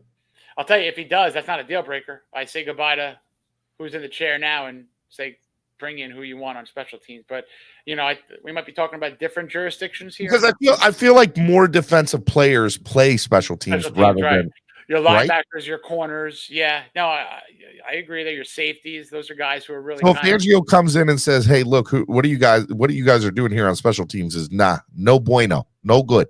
Gotta go. Then I'm fine with that. If that hypothetical situation, I'm okay with that. I agree. Again, Fangio is the favorite. You better close the deal, the Dolphins. Close it. Okay. All right. Now that I got that out the way. Miami Sports Music's #1 Miami fan morning show. Flip Floppers, Clock Blockers. Stephen D, Jason Sarney, hanging out with you on Spread Kindness Friday. Only 35 likes. Hit the like button, you fools. Hit it. Hit the like button. Tap it. Smack it. Hit the like button. It's free. It doesn't cost anything. If you like what you see, you like what you get, donate to the channel. Help the channel grow. Okay? Help the channel grow. Help it grow. Donate to the channel. Jason, you got anything to give away? Yeah, I do. I got like 10 more minutes to go here, but we're gonna do some fun things, and then I gotta bounce to some work calls. But yeah, I got noon, Jason. I gotta walk the pup before the call. I gotta walk the pup. We got a brand new puppy a week and a half ago, so I gotta do a little bit of all right, daddy maintenance. What do you got? What do you got? Let's give away. Let's raise some money for the channel this morning. It was Eric Ezukama's birthday. Yeah, nobody took us up on that $50 deal, so that card is still out. I'll tell you what, we can go with Easy E. I got a couple of autographed Easy E's. I can go old school with the Marino. I got a fun Marino card here. Let's do a damn Marino card. I think people would like a fun one. This is like it's like one of those glassy. It's like a glass card. It's very cool. It's in a huge case, but this is like a really good 2015 a Panini card from their Clear Vision Football from 2015. It's a really sweet, snazzy, see-through kind of glassy card. Value-wise, I don't know. No. So this is what we'll do, because the goal is to try to get a lot of people to donate today. So we're going to start the bidding at $5, and how we will do it is what you donate is what you donate. If you don't win, you just donate it to the channel. You help the channel grow. But we'll start it at $5, and you can donate on Cash App, PayPal, or YouTube. But if you donate on Cash App or PayPal, you got to let me know in the chat, hey, I sent you a bid donation. We'll call it bid donations. Bid donations. We will add nothing to it. We'll start it at $5. It's probably a $50 card, I would bet. It's a Dan Marino glass card. That's pretty dope. thick. So It's one we'll of those send it real out to you. thick guys. Yeah. So. All right, so Very we'll start cool. it out at $5. So you donate $5, send it. You'll be the highest donation, and we'll keep on going up in increments of 5. Dan Marino class. And if we get over $50 total, like maybe we'll throw some stickers and some patches in there too. I don't know. We'll send or maybe just something else nice with it if we get over a certain number. We won't even tell you. You get some surprise stuff in there along with it. All right, so go ahead and throw it up on the screen one more time. Start donating, y'all. $5, increments of 5. And the highest donation when Jason leaves wins. That's what we'll do. Dan Marino card. Let's go. And, maybe we'll throw in a bonus. Maybe I'll throw in a Tua. Maybe a Tua. Yeah, I'll throw in this little Tua Green Emerald. We could do that. We'll throw in another Tua there. We'll throw in a Tua with it. There'll be some bonus. There, all right, there we go. Don't throw in anything else.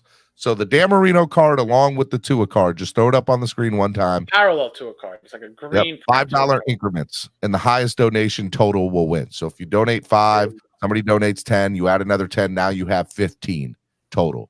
So a cumulative total in increments of 5. Let's go. $5. Nobody's donated 5. You get 5, you win that. Let's go. Nice and easy. Raise the money for the channel. Okay. I'm gonna open up the link for somebody to come on one at a time, and you guys can ask me and Jason a question. Jason's probably got about another 10 or 15 minutes left, and then he's out of here. And then yeah, so I'm gonna drop the link, and y'all can come on and ask us questions, whatever y'all want to ask. Let's go. Got any basketball coaching this weekend, Steven? Yeah, man, we got our next game 11 o'clock tomorrow morning. Our 0-1 Bulldogs, 7 and 8-year-old Bulldogs. Okay. We had a scrimmage last night. My son scored and got a rebound in the little 10-minute scrimmage we had against the other 7 and 8-year-old team. Double single. Hey, man, he's out here. He's out here. Build it. I don't think we're gonna. I love my son. I love my son's team, but I don't think they're going to win. They're still learning. Man. I had practice last night. We ran a little scrimmage, and then 10 minutes left. I was like, guys, let's play knockout. Let's just play knockout. That's like the wave of the white flag for the practice. Just end it with knockout. 7-year-olds on a court, man. Whew.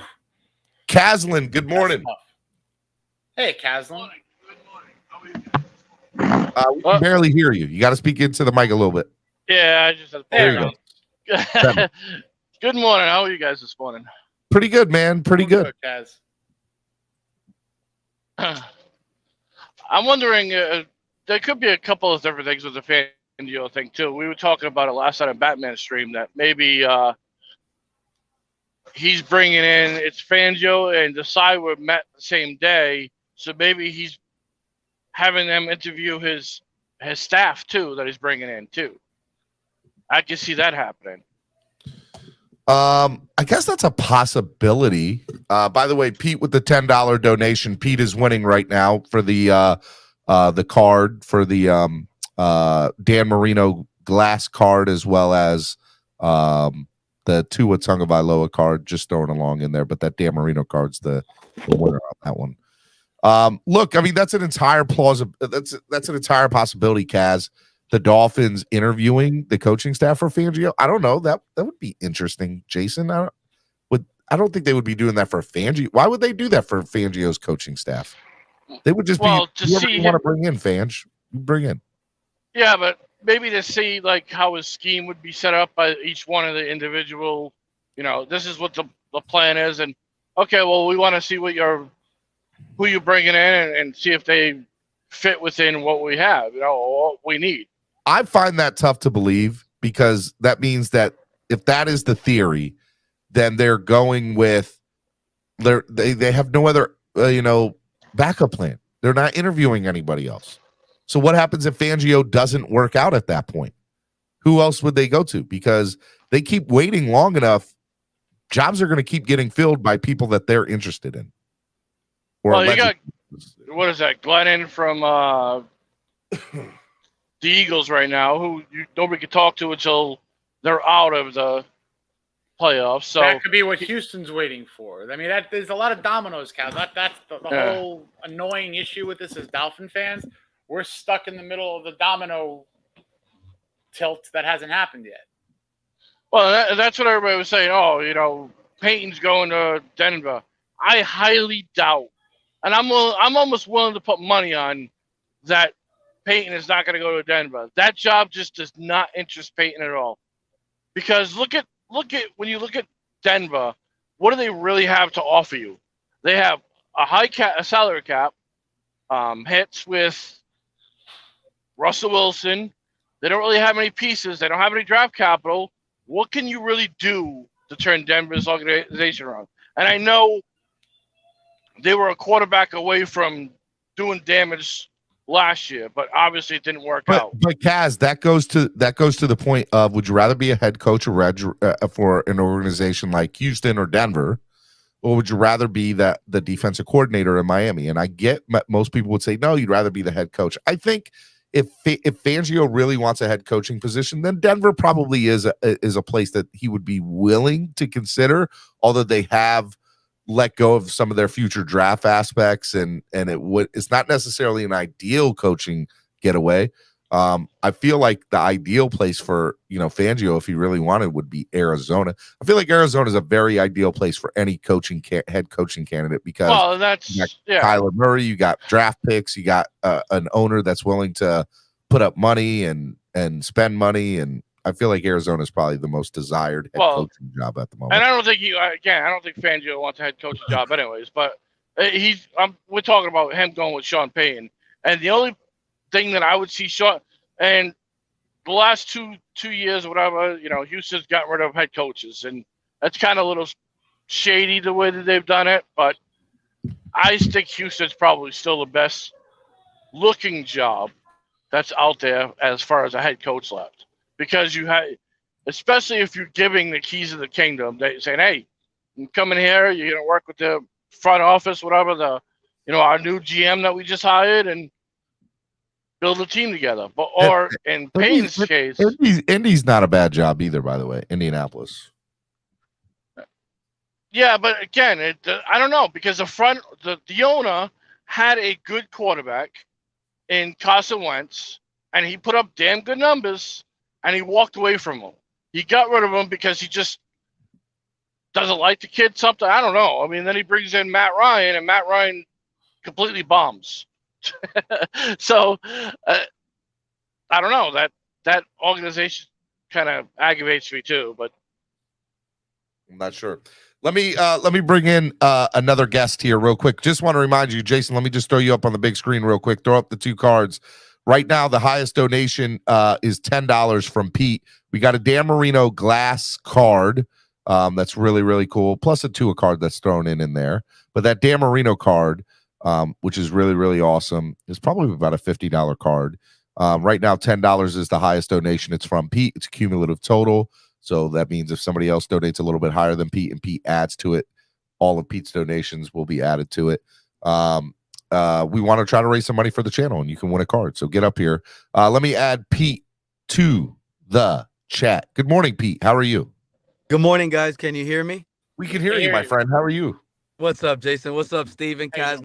Good, man. I'm good. You just know when we're talking Dolphins, that's when it gets a little dark. Go ahead, some Pete. light. Shine your light on us, Pete. You know Preach, what? Pete. I hear you guys, but like even when Jason Earth talking about rookies, right? This team, they run it back, is gonna be almost the same thing we got, because the locker room guys already dealt with Tua. They know how to deal with him. It's gonna be the same copy and paste, and let's see if some of the other guys who got injured defensively can last longer. That's what they will be keying on. If some of the defensive injuries will last longer into the season. And if you as a fan believe deep down inside yourself, if the team was healthier, we actually have a Super Bowl chance with Tua. You have to believe that in yourself. Me personally, Tua knows personally how I feel. He's not going to win us a Super Bowl here in Miami. He is not a Super Bowl winning quarterback. You don't know that, Pete. He's never gonna win us a Super Bowl. I see it. I see it. I mean, look, are the odds that you are correct good? Yes, you have good odds in that statement. But that is, but to make but blatant hold on, lie, right? hold on. For a fan to also come up here and then say, Pete, hey, look, Aaron Rodgers or Lamar Jackson or Derek Carr or Skylar Thompson, they give us the best chance. To me, making a statement like that too is also just another blanket statement from the standpoint of you don't know. No, Tua has Skylar Thompson does give us a better chance and better odds. For sure. Who? Skylar? Skylar. Oh my God. I know you don't want to believe it, but Skylar Thompson is type of Skylar has so much to learn, bro. Like I like Skylar. I'm happy with what he did for us. He needs to get better. But do I think he's the person that gives us the best chance to win a Super Bowl? No, I do not. I know, and we feel opposite on that, and that's fine because we also feel opposite on the end as well, which is weird. It's truly weird to me, but at the same, it is. Why is it weird? Because I don't think a 7th round rookie quarterback is anywhere near to the level that Tua. When Tua's on and Tua's on fire and he's clicking on all cylinders, he's one of the best quarterbacks in the league. Okay, when Skylar is on and clicking of all cylinders. The most he's thrown is 1 touchdown in any game, correct? Look, did he throw 2 in the playoffs or 1? I think he only threw 1. And you really start. Oh, you get me going, buddy. You see what you're doing, right? Oh, when Skylar Thompson, listen, when we last seen him, we had the All Pros making mistakes, right? And let me tell you who the All Pros were, dropping wide open. Skylar missed wide open touchdowns in that playoff game, cuz we would have won that game if Skylar had seen wide open wide receivers on the run. Still dropping, right? And then look, how about this? You see, this is the issue why I'm having a little problem with the majority of the fan base here on platforms right now. Because everybody, it's like almost a disguise that we're going through, Steven. They're actually formulating something to make the fans believe that the defense was the problem. So they fired Boyer. They're actually systematically, mentally playing with our minds as fans because they know firing the Boyer, giving the fans the defensive coordinator that they like and they would trust to win with. Hey, Pete, I have a question. Wait, let me finish. So when they're detracting that problem and they're trying to throw our minds off, what problems did we have in the playoffs, Steven? The last game that we saw, Steven, was Skylar Thompson, a 7th rounder that year. Hold on. If you let me finish, you'll understand. I'm trying. Right? That was his 3rd game playing. Guess what? The head coach was the problem that game with timeout issues, communication issues through the headsets. Don't forget that. Don't forget that our offensive coordinator is Frank Smith. Where is his experience? What good has he done to help this team? Hey, real quick, by the way, Raul just donated $25 on Cash App. So right now he's winning for the Tua and the Dan Marino and Tua card. Tua cards, but the Dan Marino's the big one there. So right now, Raul is the big person. He donated $25 on PayPal. Pete, let me tell you something here, bud. Okay, a couple things. Are you correct that there was issues with the head coaching and time management and time? Yes, you're not wrong in that statement. Didn't fix that. But listen here, Pete. Listen here, bud. Listen here, my guy. The Dolphins lost by 3 points in that game. And we clearly saw multiple plays where there were wide open wide receivers on go routes, on in routes, on middle of the field out routes, whatever. Okay, that he didn't see. To make those narratives all you can clearly make those narratives all you want. So now, what do you mean making the narratives? Those are facts. Look at the film. What side of the football came in and played better that game? Was it the defense or the offense? At times, the defense created turnovers and scored a very timely touchdown with Zach Sealer. We wouldn't even have been close if it wasn't for that Zach Sealer touchdown. Skylar Thompson. Exactly. Pete, the defense showed up, and let's say I'm sorry, Jason. The defense had a couple of really nice plays, but ultimately there was a number of reasons why they lost that game. Why they lost by 3 points. The number one thing to me was not because Skylar Thompson kept them in the game. It was because and by the way, here you got to hold on. How many times have you watched the Bills game, the playoff game, Jason? Because I think you're starting to forget things. No. All right. Hold on, Pete. You cannot have watched that game. Here's Pete. Hold on, bud. Listen. We cried, but you have to have watched at least 5. If Jay Waddle makes those catches, we don't lose that game. There were drop passes in that game. Nobody's sitting here denying that. In 3 plays, it's 165 Pete, plus. I am arguing your point. Jalen Waddle left on the. Listen to me, Pete. Listen to me. I am arguing the point with you, good sir, that you think that Skylar A is the best quarterback to bring us to a Super Bowl victory at this particular moment. He gives us the best option. Because say what you want about the shortcomings of Tua. And I'm not saying Tua has never not seen a wide open wide receiver, but Tua, his failures this year, for the most part, has been obviously health. That's the biggest first and foremost. And just missing the wide open receivers, but trying to throw it to them, right?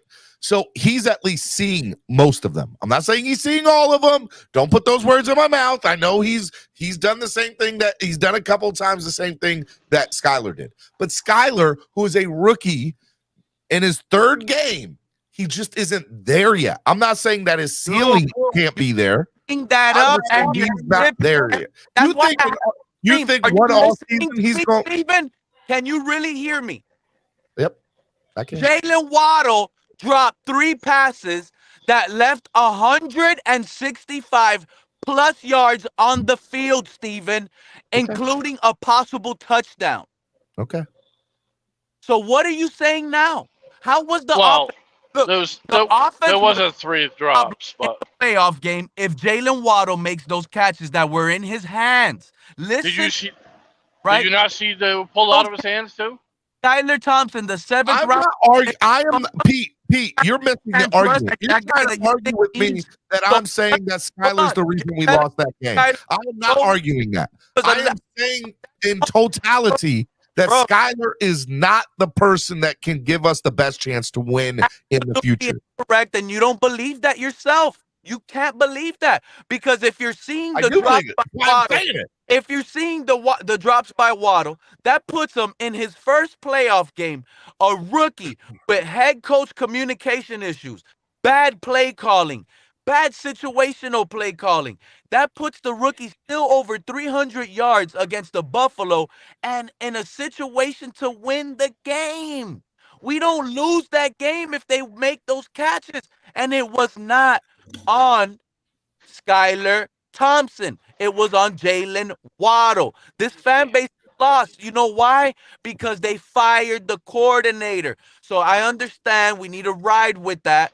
But never forget, we did not lose that game because Skylar Thompson missed a few plays. That is incorrect. We actually lost that game because the offense was sleeping and dropping passes. Defense played well, and we didn't lose the game because of the defense either. That's why it's ironic. All right, Pete, can I talk? Can I talk now? I let you talk. Okay, couple things. Number one, is it Comey? First, Jason. Right now, just throw this up there.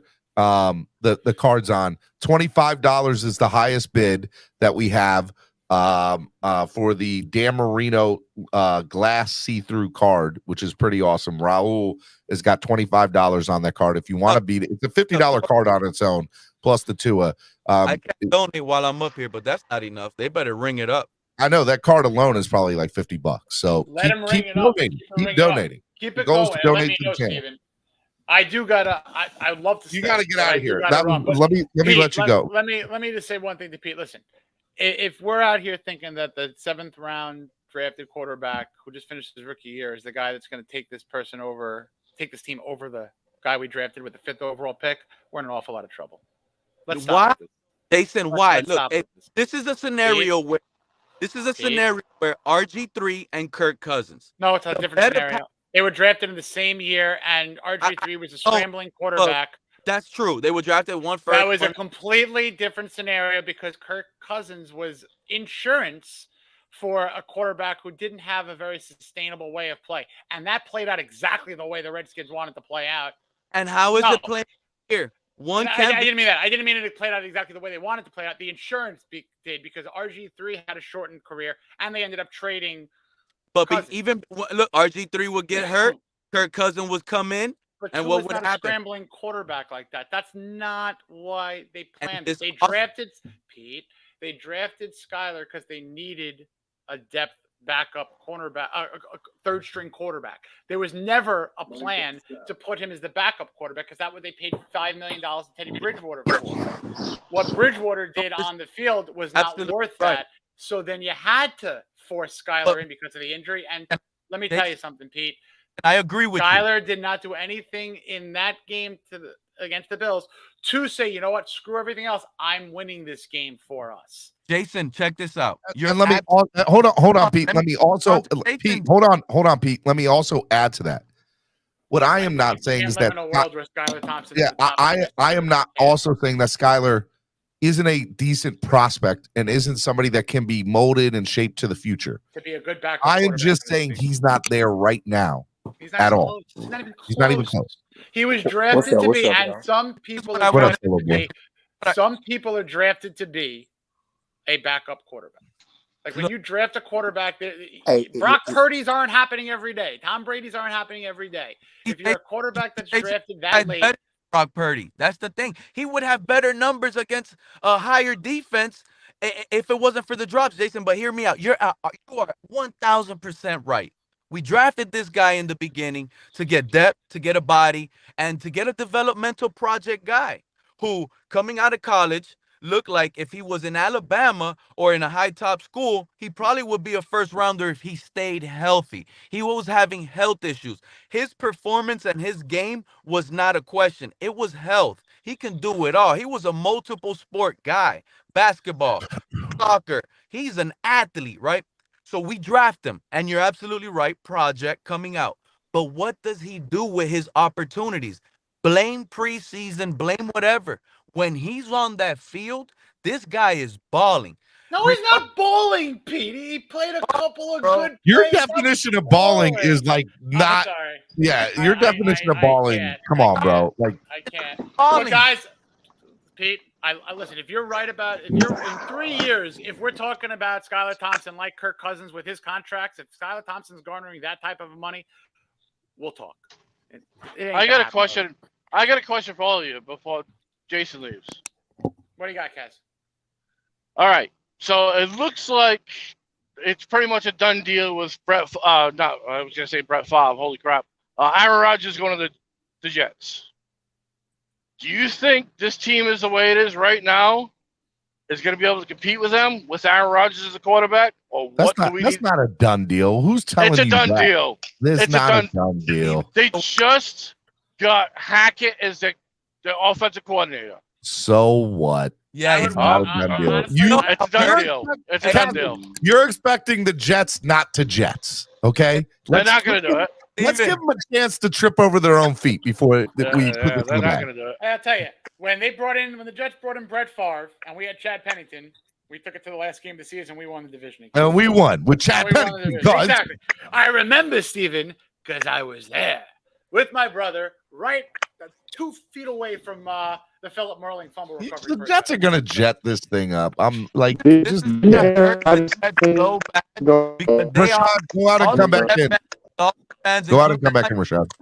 Including myself, Steven. I would love to one day say, I would love to one day say in a couple of years, oh my God, Pete was 1,000% correct on Skylar Thompson. That would be the greatest problem that I'd ever have. I would love to. Hey, Jason, real quick before you go, put up the cards one more time. Yeah, keep this going and let me know, Steven. Keep this going. You want me to keep it going till the end of the show? You're the boss. You let me know. And all right, we'll keep it going till the end of the show. Right now, Raul with his $25 donation. These cards are worth way more than $25 in general. We got to ship them out. So donate. Look at that old logo.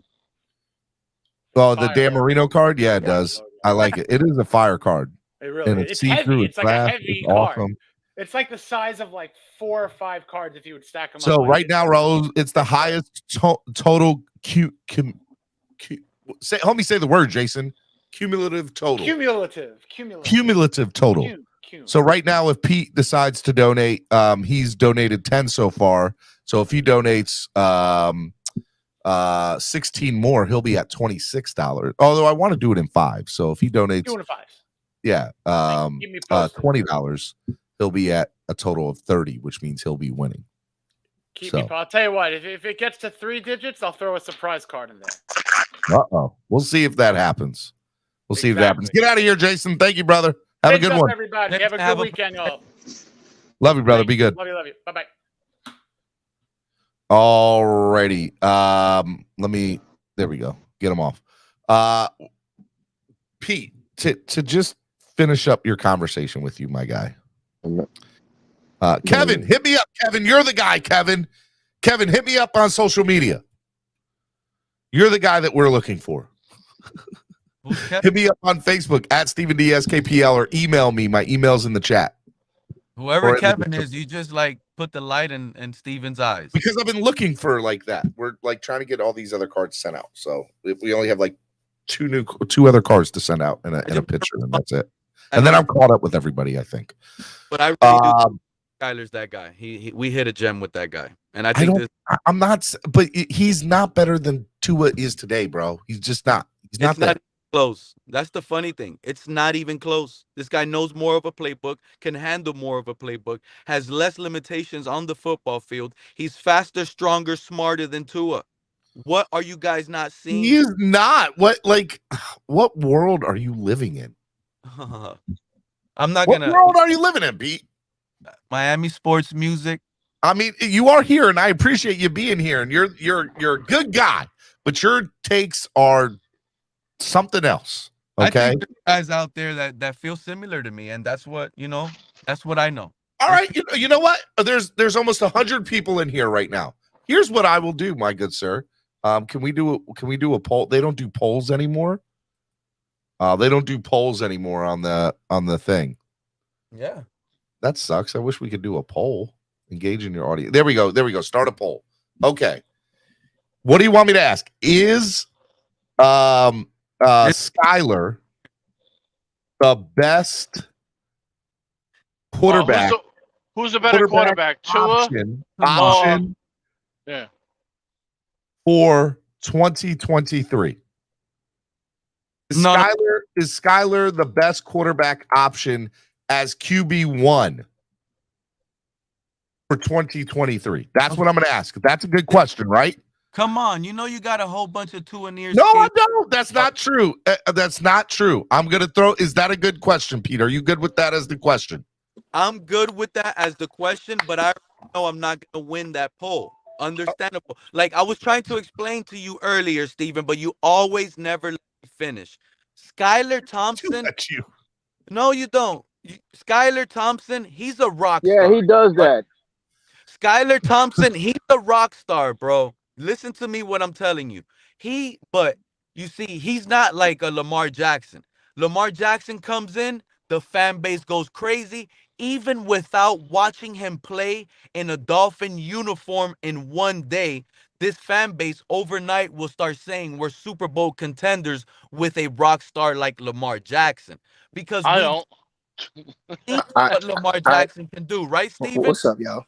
Skyler Thompson has abilities to be a rock star quarterback. He has a ceiling for that. But he's going to have to do it on the field first for the fan base to start rocking and cheering. It's different, a 7th rounder compared to a 1st rounder. But I know what I'm telling you. Skyler Thompson has the abilities. He has the ceiling to take this team very far from what we've already built. We just solidify a few things for Skyler. You're killing me, Pete. You were killing me. Hey, let me step in right quick, man. What's up, y'all? Step in, man, because you guys are not even. Hey, let me tell you something. I agree with what Pete's saying, and the problem that we got is we're not gonna never be able to evaluate him because we got this tour. And the reason why I say that is, all right, if you look at his preseason game, let's say Tua would have got hurt the whole season. If we would have let him play his preseason game, he was already doing good, and we would have let him take that same season Tua had, he probably would have had the same numbers or even better than Tua. That's how I feel about it. Because when you look at them, they not that. Well, y'all, far off. so Solo Solo, you're with Pete. You think Skylar gives the Miami Dolphins the best option in 2023 to be a Super Bowl contender? Okay, now this what I'm gonna say. All right, I wasn't. It's a talking yes about or no I question, wasn't talking Solo. about the year coming up, but I was talking about this year. But the next year coming up, if he start, it's basically the same thing. I think he just better than Tua. Because the only thing is, if you look, You think he's better than Tua right now today? I'm not gonna say he better than Tua right now because he don't have the experience. That's what Pete is saying. Pete is so. That he don't have the experience, but all I'm saying, if he had that experience that Tua had this year, he would be way better than Tua. Okay, so here's what you guys are saying. You guys are saying we want to forfeit this coming up year to give Skylar the opportunity to learn on the fly, to be the guy. You're basically forfeiting this year. All right, That's now listen. All right, now listen. Let me tell you something. This is how I feel now. If Skylar would have won that game, I would want to basically I was gonna give up on Tua if he would have won that game against Buffalo. Cause Tua, we had him for 3 years. He haven't even made it to the playoffs. Didn't win the game. Okay, he didn't win the game. But it's the thing, when you look at that game and you compare the rest of the games Tua played, there's no difference. It's basically the same. And look at it. He's a 7th round pick. Okay. Let's use an example of Purdy. Can anybody hear me? The dude off of 49ers. Look at what he got you. going on right now. He basically got the same thing going on, but with him, you couldn't. Let's say he did have a bad game his first game, you wouldn't be able to pull him out and put another quarterback because all your quarterbacks was injured and stuff. So that's why I say if we was in that same situation, I think he would have been good. He would have been. Solo boy, you disappoint me today. I'm just saying, you've never disappointed me, but you disappoint me today. You know it's real. Can you hear me, Steven? Man, people keep calling, man. No, nobody's talking. Your thing's breaking up really bad. And actually, no, that's not you. That wasn't you, Pete. That was somebody else. I think it's Solo Boy. Is it Solo Boy? Hold on. Yeah, it was Solo Boy. It was Solo Boy and his Solo Boy. Go out and come back in. Pete, come back on. Sorry, dude. Sorry. Cap, do you have anything to say, Cap? Good morning to you, buddy. Yes, good morning, everyone. Good morning. Yes, my inquiries today are about finding out who's truthful with these press conferences. You have Chris Greer and McDaniel sit down in front of the whole local media. Adam Beasley bring up concussion talks, and then Chris Greer say what Adam Beasley's saying is not true, that concussions don't linger, that Tua is healthy and fine. And then I hear the day before yesterday, Tua's dad saying he's still in concussion protocol. So who the hell's being truthful and who's lying once again? I mean, look, I think that, what was said at the end, I don't know how to answer that question per se to you exactly, Cap, but here's what I would say in my thought process. I think that the Dolphins are going to say publicly whatever suits them the best to not necessarily get criticized right then and there, okay? Kevin, I got it, man. I appreciate it. I'm going to hit you back up, Kevin, after the show. But you understand the way this is being displayed right now. You get one organization coming up to the press conference saying he's fully healed and healthy and is going to be the starter next season. And then you have the family representative saying he's still in concussion protocol and the Dolphins are taking care of him and he's getting better day by day. So here's the thing. GM Greer said in his press conference, Tua is the guy next year, and we're moving forward with him. McDaniel said in his press conference, Tua is the guy next year, and we're moving forward with him. Tua's parents were on the getting interviewed, and they publicly stated, no, the Dolphins are doing everything they can in their power to get him up and going, and we're very excited that the Dolphins are they've been such a big asset in his recovery, and we're just waiting for him to recover, and he'll be back. He'll be playing next year. So all three parties, to his family, the GM, the head coach, have all stated that he is the guy next year, yet who's lying? Nobody's That's not the lying. question. The all right, question is, why say he's in concussion protocol? 'Cause he The is. representative of okay, so then why come to the podium with the coach and the GM and say he's fully healthy and fully healed? It doesn't make sense, bro. Come on, Steven. I don't know if they said that or when they said that, but Okay, so then don't act all surprised what I'm saying if you don't even know what's being said. You have to listen to the interview first. Feel free, You don't Cap, know to what's send me- being said. Cut it out. Cap, right, now. feel free to send me the link, No, and I will Rashad, listen I'm for to it. real, bro. But Cap, even if they said to some, like, I mean, and you're I'm- gonna and tell I'm me here- he's in concussion hold on, protocol. hold on, Greer's Cap. gonna say he's not. He's Cap, healthy. I mean, Cap. somebody's lying once again. Cap, I'm paraphrasing my friend. If they said something to the effect of, "Hey, look, besides this concussion, he's healthy, he's moving forward, he's gonna be the guy," I think that's a very accurate statement. They're basically saying, "Look, he's got to get out of concussion protocol. There's no other injuries that he has." And So then, when Adam Beasley asked Chris Greer if he's fully healed and or if he's still in protocol, Greer said, "No, he's fully healed. I mean, you guys are not doctors. The neurologists say he's fully fine." And then neither is Greer, but maybe Greer. But you get what I'm saying, though, right? And you're quick to cut me off when I try to get to the point. No, this is Cap. what Pete's talking about. I can see how that's frustrating to you, Cap. That because I'm trying to explain something. You're quick to turn it and shut it down. No, I personally don't see it that way, but if you do, I apologize. What I am saying is, if you haven't seen it that way because you haven't heard the interview. If Greer said something to the effect of, if Adam Beasley straight asked him, "Hey, is Tua healthy?" and he said, "Yeah, he is. He's definitely healthy," then, that does contradict 100% to what is being said, that he's still in concussion protocol. But look, I don't know other. I just want you to follow the pattern of what I've been saying the whole season about people not being truthful with this organization. Do you see the pattern I'm doing right now? Hey, now let me say something. Now we're not looking at the big picture of this whole thing, man.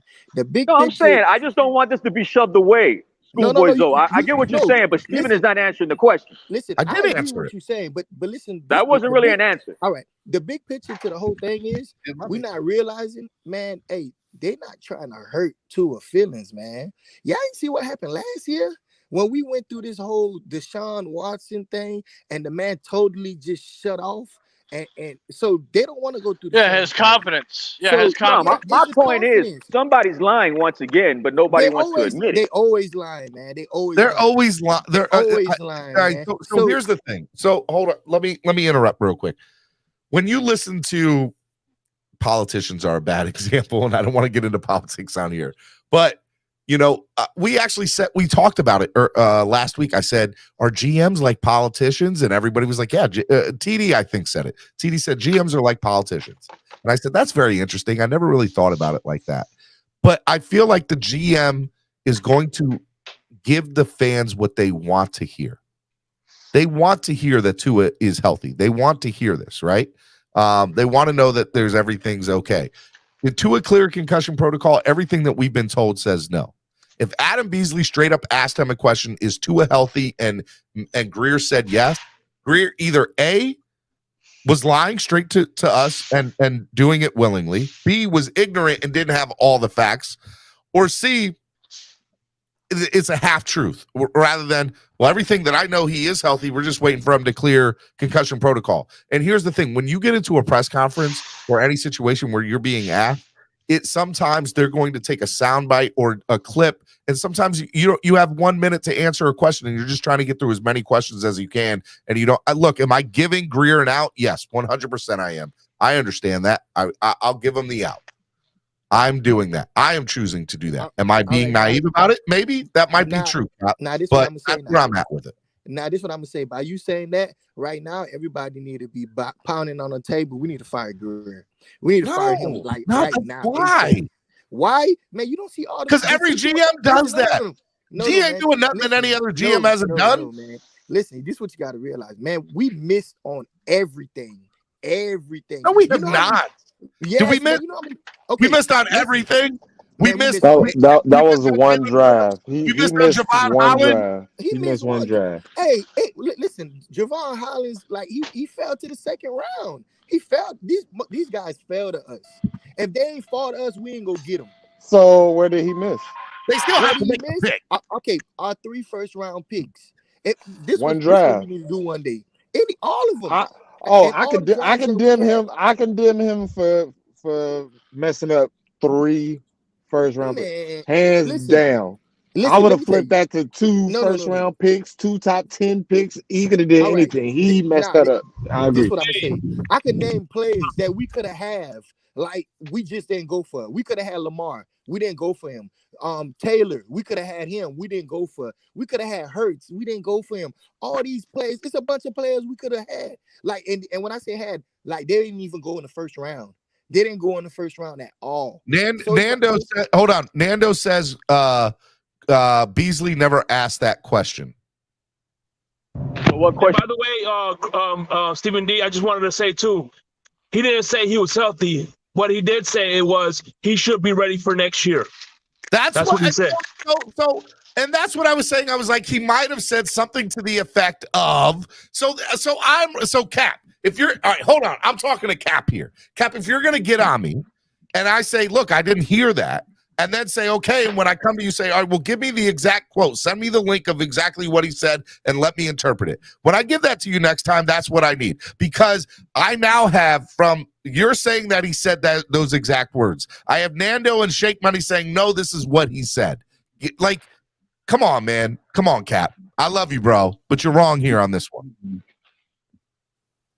Cap. And look at the word. And look at the words he used. Look at the words he uses, though. He should. That doesn't mean Play the he's press going to. conference. It says he should. Play the He press should. conference. Real simple. You want to call me out? Play the press conference. Say what hear what Adam Beasley really said. Okay, if you want to know what Adam Beasley asked him, play the press conference. Because I guarantee you, Chris Greer did not give him a warm welcome when Adam Beasley asked him that question. Is this a new press conference? Is this a new press? Do you know what? Bro, it's the one with him is it the one with McDaniel, the one from the coaching It's the exit press conference. It's the exit press conference. The exit one. Yeah, he bro. said Tua's the guy. If I'm so wrong, play the press conference. I will do it for this particular scenario, but in the future, if you want like to say something and I say, hey, look, Nando says you called Steven out without having the correct quote. Now you're asking Steven to prove your point. Come on, man. What do you mean, bro? If you're saying that my quote is not on point, play what Adam Beasley asked him. You're the one that told it should be on you to find it, though, Cap. No, you should find it. You should timestamp it. Bro, you act like we're looking to like the past, like trying to figure out what, like stuff from 25 years ago. This was like 2 months ago. I'm just saying, because now we're looking to find your point. Now, if you're wrong, we just wasted our time. What do you mean? Wasting your time about what, bro? I didn't waste anybody's time by saying this kid's healthy and ready to play while his parents are saying he's in protocol. I didn't waste my time. Your whole argument was that we're being lied to. And here's a direct lie, which is supporting my theory. All right, well, now we're going to go listen to it. Kick things off there. Start with haymakers. And not too related. Let me go. If somebody would like to go to this press conference and maybe help me find the exact time. Trying to get back. Unfortunately, didn't work out. He did his It's best. the first question, Steven. It's the first question. You don't have to look so far. How come I only get a cheer when you're here? All right. Can you guys hear it? Can you hear it? Chris, obviously unfortunate that Byron Jones didn't help you this year. There's not a lot of cap relief by cutting him until after June 1st. Does he intend to continue? First question is about Byron Jones, so it's not. No, that's Barry Jackson. Adam Beasley. Deal, or do you think you'll basically both parties will be moving on? Well, this question's about Byron, so it's not the first question. I was saying I always look forward to your question. Talk about every player on the roster. Doctors, everybody worked hard. The season just ended. We're not there yet. We're still, after the tough loss yesterday, we're kind of, licking our wounds and just going about our process. And we'll meet with the coaching staff here, trainers, doctors, talk about every player on the roster. So we're just not there right now to deal with it. But Byron did everything he could to try and play. So no qualms with that at all. Chris, did you consider this a successful season? And if so, why? And have a chance late in the and leader of our team next season. Who was standing with the team, and He essentially said yes. We intend to welcome him back as a starter and leader of our team next season. With that being said, I was wondering if you could kind of elaborate on that. And in terms of the offseason, do you plan to exercise this 5-year option? Can you pause it real quick? Hold on. Yeah, I would say with Tua, he's our starting quarterback. So I don't. Tua is our starting quarterback. Any more clearly that we've been that way through this season and what he's done and what Mike and Tua, Bevel, Chandler, the coaching staff have all done. They've all worked tremendously hard, all of them together. So, Tua's, we anticipate him, talking with the doctors and consultants and everyone we've dealt with. We fully expect him back next year, 100% ready to go. And then we'll get through all those decisions. Like I said, I'm not playing no more. He basically just said, I fully expect him 100% back next year. That's kind of what I said. Remember kind of what I said. No, Cap. He didn't say Can he I was say something real quick? now. He Can I say said, I something fully expect real him back quick? next year. Not Cap, but I said that. Remember, I told you he should be playing next year. It's for like what I said Can I last say something real quick? Yeah, And by the way, before you say something, that wasn't Adam Beasley. That was Daniel Fousier, by the way. That wasn't Adam Beasley. That was our boy Daniel. Let me say, we knew he didn't say this because it would have came out during the game, before the game, any of that he was healthy and he's not playing. That's what would have came out. Why would it take us a week to find out that he said he's healthy and he's lying to us now? All right, Cap, I have a question. I've never heard this. Cap, do you have anything to say? Cap. Well, to be fair, even if he was, let's say, for instance, he was healthy Saturday, you think they're going to thrust him in a playoff game with no practice, no reps? They would have not done that. But they would announce it. Hold on, Shake. I want Cap to talk. Cap, are you there? Cap. He might be looking for itself. Can you hear me? Else. Yes, I can hear you. I wanted to make sure you had a chance to talk. Yeah. No, what I'm saying is, as far as him saying everything is 100% good to go, that's not the question that was asked, and that was the wrong reporter. So whatever. What I'm saying is Adam Beasley asked a question regarding the health status with the concussion stuff, that lingering, and him getting to the point where Chris Greer said, that's not true. What you're saying, his effects are pretty much done as far as him being fully healed.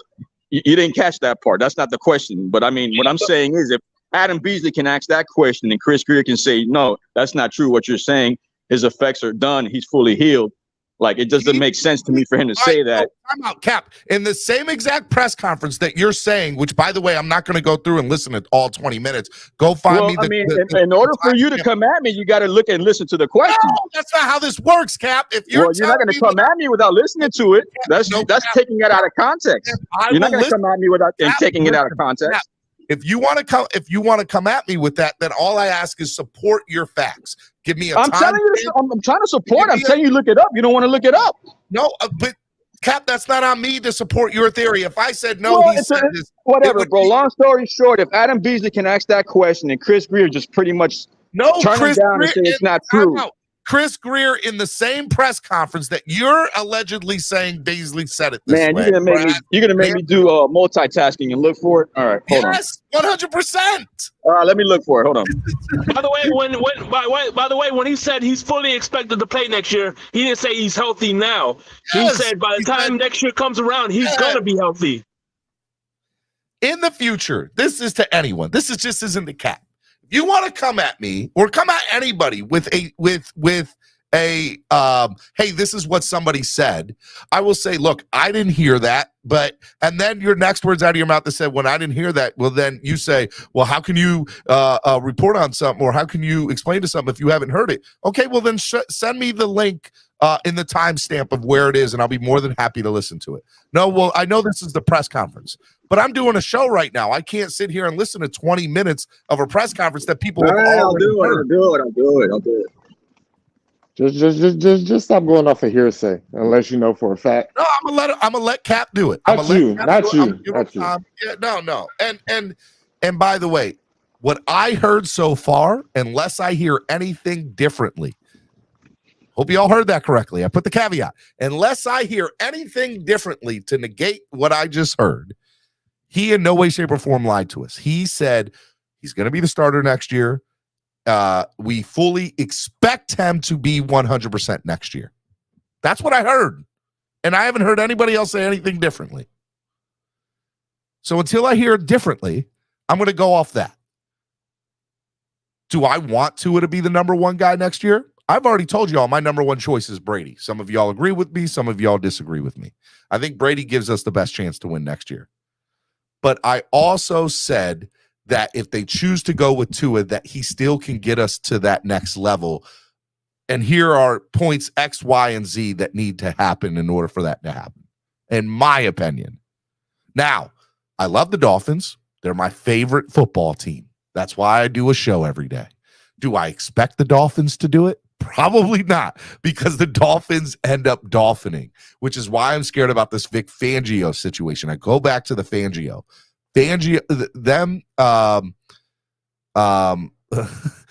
Dolphin Don said at Miami Sports Music, I have proof that I am the reason we won the fake spike game versus the Jets. I moved to the kitchen to watch the rest of the game, and it works. Look, I just asked if you're going to come at me with something. I want to answer it. I want to address your beef or your debate. Just come at me with all the facts so that way I can look at it in its totality. If you're asking me to go back and look at it, I don't have time to go back and look at it. Just send me the link with the timestamp, and I will. I'm looking. And I will do it 100%. And there'll be no questions asked. I might say, hey, I'll look at it after the show. You send me the timestamp and I'll address it on Twitter. I might say I'll answer it on the thing, whatever it is. I do want to say real quick, I did put a poll up for Pete, and Pete's off the panel at the moment. He said, is Skylar the best option as QB number one for 2023? 62 votes. 52% say yes, that Skylar is the best option next year out of 62 votes. Or 51. Now it's 51% out of 62. That's interesting. Very, very question. Cruz says the question gets asked at marker 409. All right, let me go to 409. All right. Thanks. And I will share the screen and I will listen to it.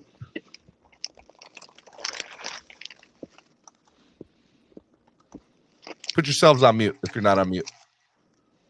Concern with Tua, and what confidence do you have that this won't be a recurring issue in that direction? This is for either you with concussions. Again, I can't hear. Can you please play the Adam Beasley question? I'm playing it right now. This is as loud as it goes at the moment. Okay. So put yourself on mute. This is as loud as it goes. I'm starting it from 358, which is the direct end of McDaniel's prior question. Okay. Here we go. In that direction.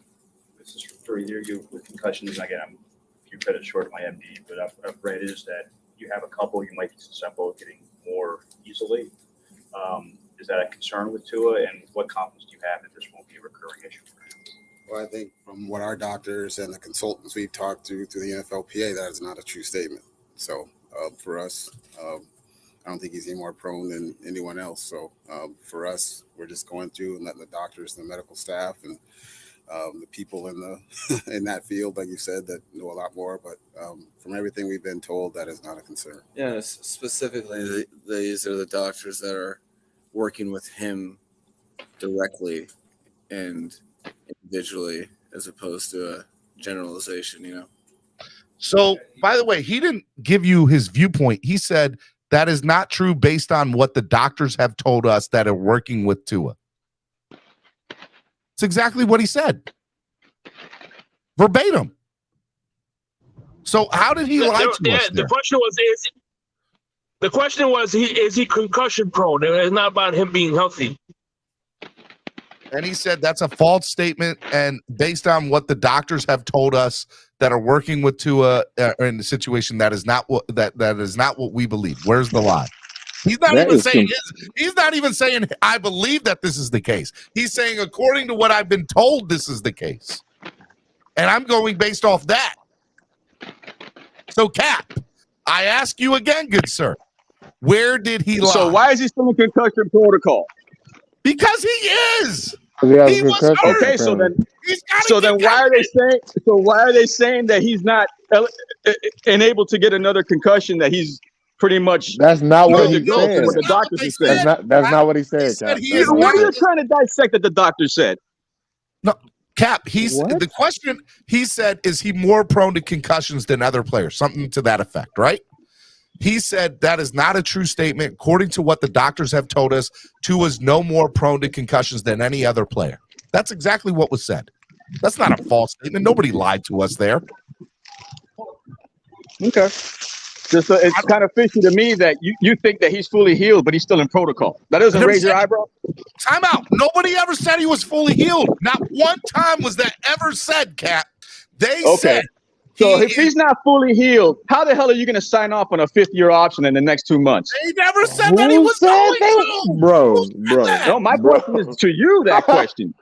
If he's not fully healed, he's still in protocol. How are you going to sign into a 5th-year extension or franchise tag him if he hasn't even been cleared yet? You have to Cap, number one, A, that hasn't happened. B, that's never said that was going to happen. That's a legit question. Because that's 2 months from now. Not even 2 months. That's probably a question for them. Cap, They're probably hold on, Rashad, hold up, but I got this. The question you would rather ask me, or you should ask me, is, Steven, knowing what you know now, would you sign him to a 5th year or an extension? Steven, knowing what you know now, would you sign into a 5th-year option? No, I would not. Not at all. Okay, thank you. That's all I need to know. Okay. Thank you. Fernando said, bro, the ultimate goal post changing. Change the argument to the 5th-year extension. Love you, Cap, but that's just a fat goal post. What you mean, bro? Steven said he wouldn't give him a 5th-year option. Last week he was thinking of giving him a 5th-year option. Now Steven is saying no. Your original argument, your original statement was we're being lied to. We're sitting here being fed lies. You then told us, I said, look, I've never heard it. Look, man, I'm not trying to linger on the past. But if you think I'm not trying to linger on the past, but if you think a back injury is the same as a concussion, then my man, I don't know what to tell you anymore, bro. Time out. We all think that he had a first. Now? We all raised our hand and said there was probably a concussion he had with that first one. Yeah, but you want to believe the back lies. Bro, at the end of the day, nobody's sitting here straight lying to us like that. All right. Okay. All right, Steven. Nobody's lying. Everything's fine. Everything's perfect. Cap, can you show me where they've lied to us? You can think that they've lied to you, and that's fair, but you can't tell me that they are doing it. So it's fair for me to think that. Unequivocally tell me that. You can't do it. So it's fair for me to think that, but it's wrong for me to say it. No, you could say, Steven, I think that we're being lied to. I think this is what it is, and here's why. Now, have they told us this? No, they're telling us this, but I just feel kind of a little fishy about that. I'm just saying, man, you don't have to tell me lies, but I can see the track. I can see the track record. The track record of what? Damn. Bro. Never mind, bro. Never mind. This is going over your head, bro. I'm sorry. This is going way over your head. This is going over my head. I am asking you. You're swimming in the river of denial, bro. Nope. I don't believe that I am. You can believe that, but I'm not. I'm going based on the facts that are presented to me. And you and Nando says, bro, we fast forwarded to May 2nd on the 5th-year extension. First goalpost move. Now we have time traveled to the week 3 injury for the next argument. Next goalpost. That's what happens when you lose in the playoffs or don't even make the championship game, Nando. When you're force-fed top 10 numbers, top 5 numbers, bro. You don't even sniff Jacksonville's level. This is what happens, Nando. You get into conversations like this. Jacksonville, the team that got killed by Kansas City in the very next round? Okay, thank you. Yeah, with their QB that's elite, and it's a franchise QB. He's elite. Oh, okay. Elite? Damn. Okay. That's right. Only 2 years, Rashad. Took him 2 years to be elite, and Sunshine has surpassed everybody, bro. Damn, it don't take much to be elite, right? That's like 80-90% of the fucking league. Yeah, don't you wish we had that luxury, Rashad? You do realize that people thought that Trevor Lawrence wasn't that great. You're saying Tua is elite. It wasn't until the second half of the season that Jacksonville really started to turn on the gas. Hold on, Steven. I would never say Tua is elite. You just called him elite. If you're saying Sunshine is elite. I said Sunshine's elite, bro. And Tua had a better season. EM Baller says my prediction. And how did that work out, Rashad? Head coach vacancies. Cardinals, Broncos, D'Amico Ryan, Colts, Raheem Morris, Texans, Jonathan Gannon. Thoughts?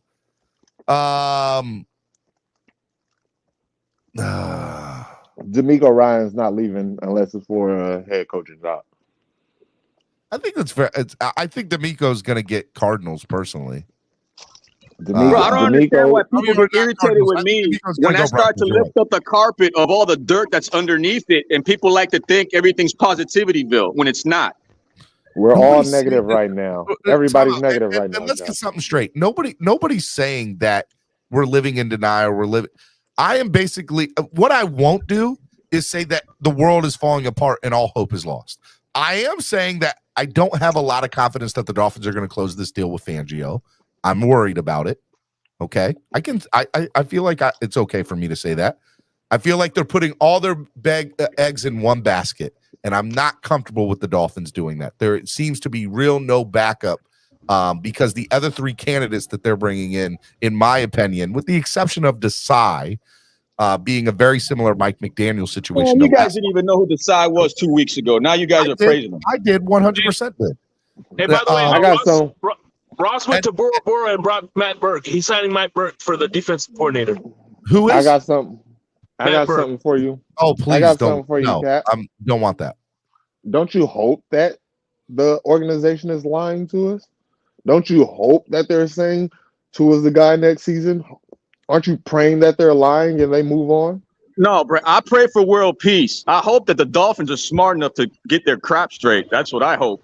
Okay, that's a fair But I pray statement. for world peace. All right, so Cap, what I am not going to do is say all hope is lost. I'm not going to get down. I'm just saying, bro. I'm not the one that's been investigated 3 times. I think that there's a world. Was I investigated 3 times for lying? No, I wasn't.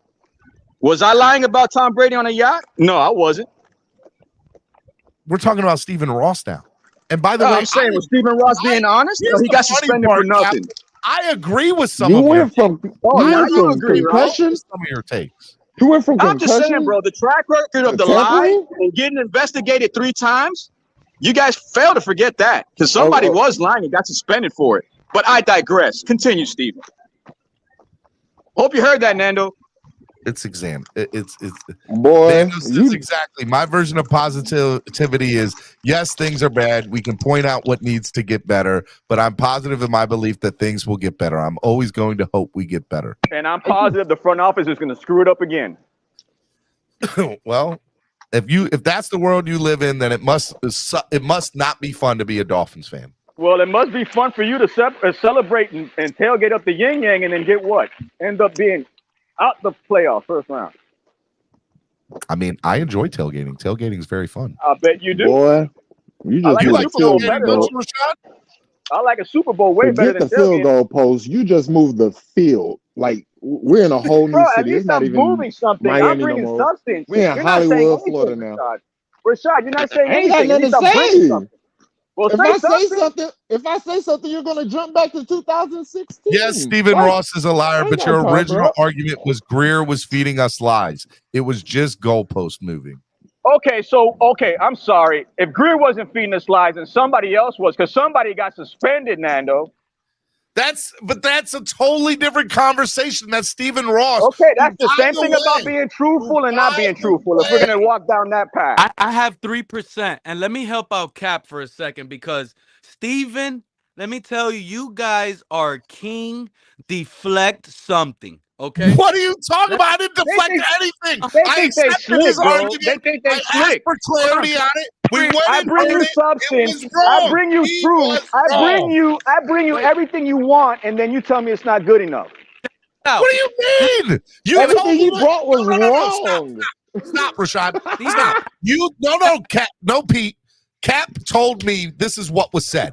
I then went and listened to it after it was given to me, and we explained it. Pete, Cap was wrong. Okay, Cap was wrong. Cap gave you something, and then you wanted to fact check it, and then it led to other things. But this is my thing, right? The point being, somebody was lying. That's the point. Go, continue, Pete. I'm sorry. Right? Hold on, because I want you to know. Did Chris Greer not say Tua is QB1 and he will be healthy into the season, right? No, he didn't say that. What did he say? He did say that, Rashad. Stop it, bro. He did say that. He said he's QB1 going into next year. Next year. Uh-huh. And we Didn't expect say him healthy next year. He didn't say he's 100% healthy. He did not say that. Now let me tell you what Cap was trying to tell y'all with the lies. Okay, y'all remember going into week 1 this past year, Mike McDaniel, Byron Jones is expected to come and play. What happened? Damn, thank you, Pete. Damn, you see, that's why this guy's the best, bro. All right, go back and listen. All right, so hold on. No. Here we go. Are we that listening? That completely went over my head, Pete. Thank you so much. Listen. Continue to Let's lie listen to to us. that.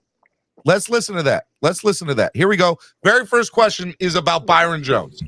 Very first. I'm talking about last year, Steven. Listen. And Mike McDaniel said he Just listen.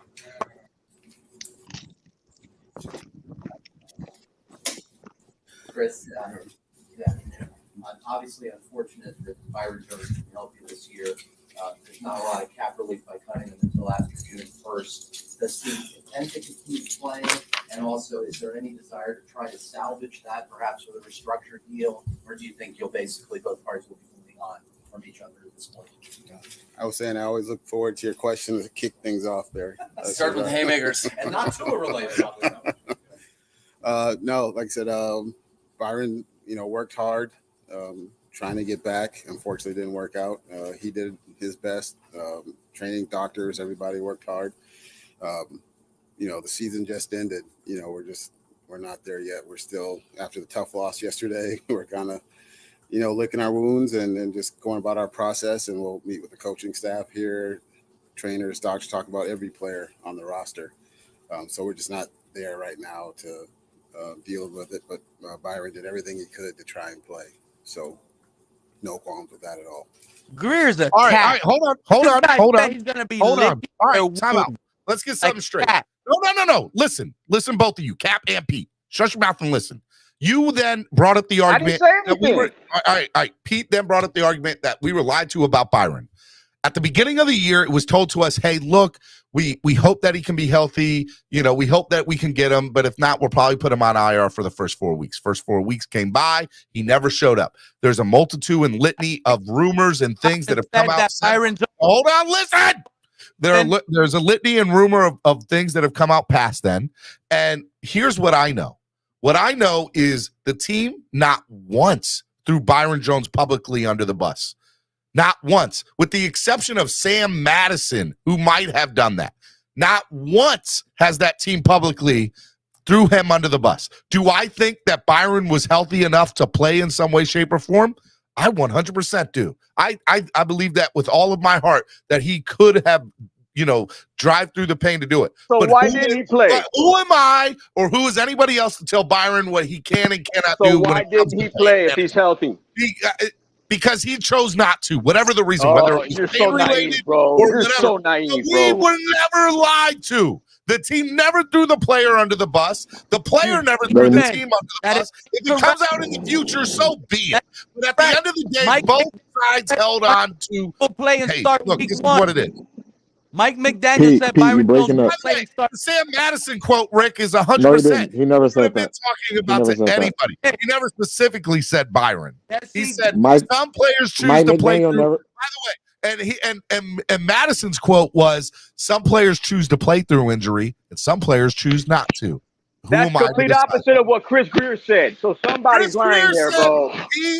He said, hey, Byron did everything in his power. Open your mind, bro. Open your mind. That's not lying. Who said that he was coming I'm not back? even disagreeing with you. Who said it? 100%. I am sitting here saying that the team never threw the player under the bus, and no way, shape, or form was there any contradictory statements. They said, we hope that he can be back by week 5. Never came back. We hope he can be back by the middle of the season. Never came back. Then there was complete silence about him. Not the team. Nobody was talking about it. The first question that was asked by Adam Beasley at the end of the year press conference. And then at that point, he basically said, hey, look, this is all I'll say. He did everything he could to try to come back. That's it. That's all he said. So where was the lie? You tell me where the I've been trying to tell you, but you're I'm ready to hear it. Be specific at this point. I just told you, You are sitting here moving. I just told Are you you. not listening, Steven? I'm Before listening. the season started, Mike McDaniel said that Byron Jones will play week 1. He never said that. Yes, he He did. said, I hope. No, he said he will. No, he did not. Yes, he confirmed it. No, he did not. Yes, he Huh, did. you gotta go find that. You gotta go I find don't that. go find anything. You're the one. Go find it. Go No, find it. you have to go find Go that. find it. Because He didn't that's say that. that. He said like He a said, month I hope. He started. said, I hope he's ready Will for. be off of that medical I stuff. hope he's ready by week 1. Going into the season, we're putting Byron Jones on IR. I wish y'all would stop asking questions about Byron Jones, in a sense, is what he said, because it's the same thing. Byron Jones is back in the building, and he told me he's not going to come back until y'all stop asking questions about Byron Jones. Cap and Pete have sit here and tried to say that this team is lying to me, have been proven wrong. Until you can prove it right, I think Steven, you're they're blasphemous. perfect. Hey, Hola. they're perfectly loyal, bro. They're being honest to you, Steven. Believe everything they're saying, bro. Go ahead. I think that they are giving us just enough to not lie. Hey, Steven. Even worse. No, so be it. That's your interpretation of it. But they haven't straight lied to our face. Fire Greer. By the way, let me ask you guys something, Cap and Pete.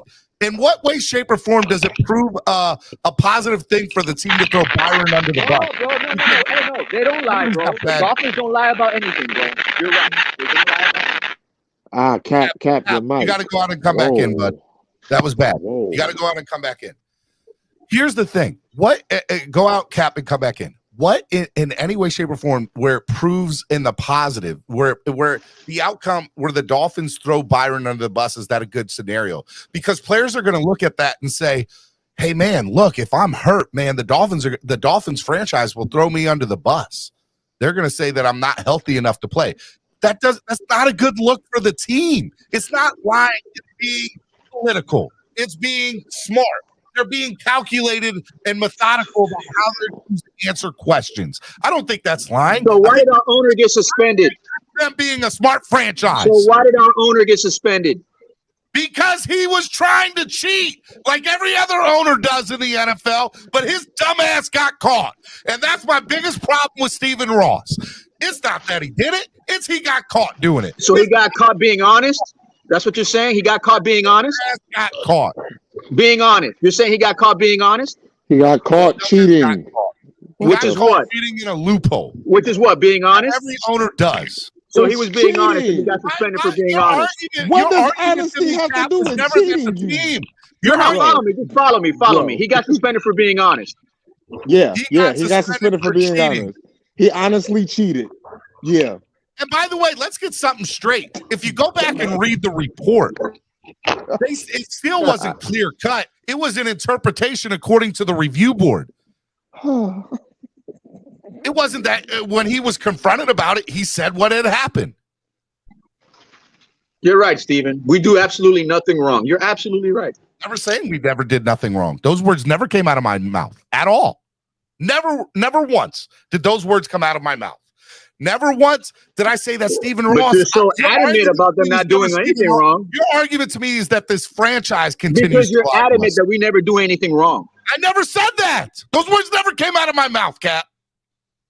Not once. Ooh, it's Spread Kindness Friday. Give What him a happened kiss. to Spread Kindness? Just give him a kiss. What up? Fire. Man, we just need to fire Greer. Greer's not the issue. Guys are killing me. We just need to fire Greer because he's given orders from the office. That's why Liam Eichenberg was starting. That's why we're continuing with broke down Tua. And we're about to see a Joe Burrow, Jalen Hurts Super Bowl. Another slap in the face. Another slap in the face. You know, here's what I'll say about Cap, Pete, and let me rephrase this. Here's what I'll say about some fans, and I apologize for calling out Cap and Pete. That's not my intention. My intention is you can choose to view this as a glass half full, or you can choose to view this as a glass half empty. Whatever your viewpoint of how you're choosing to view it is. I'm choosing to look at it as the Kool-Aid turning into Jell-O. I mean, whatever analogy you'd like to use, Cap, is totally fine, but we're saying the same thing. You are saying that I get it. I understand what the Dolphins are doing. I'm telling you, we're being fed a bullshit is basically what you're saying. And I'm telling you, the Dolphins are doing nothing different than no other team in the NFL is doing, but they have not been smart about it, nor have they we're been, really bad at it. nor have they been good at it, really. For the most No, But I then you're not getting disagree. an argument I from me. disagree with that. Let me say something.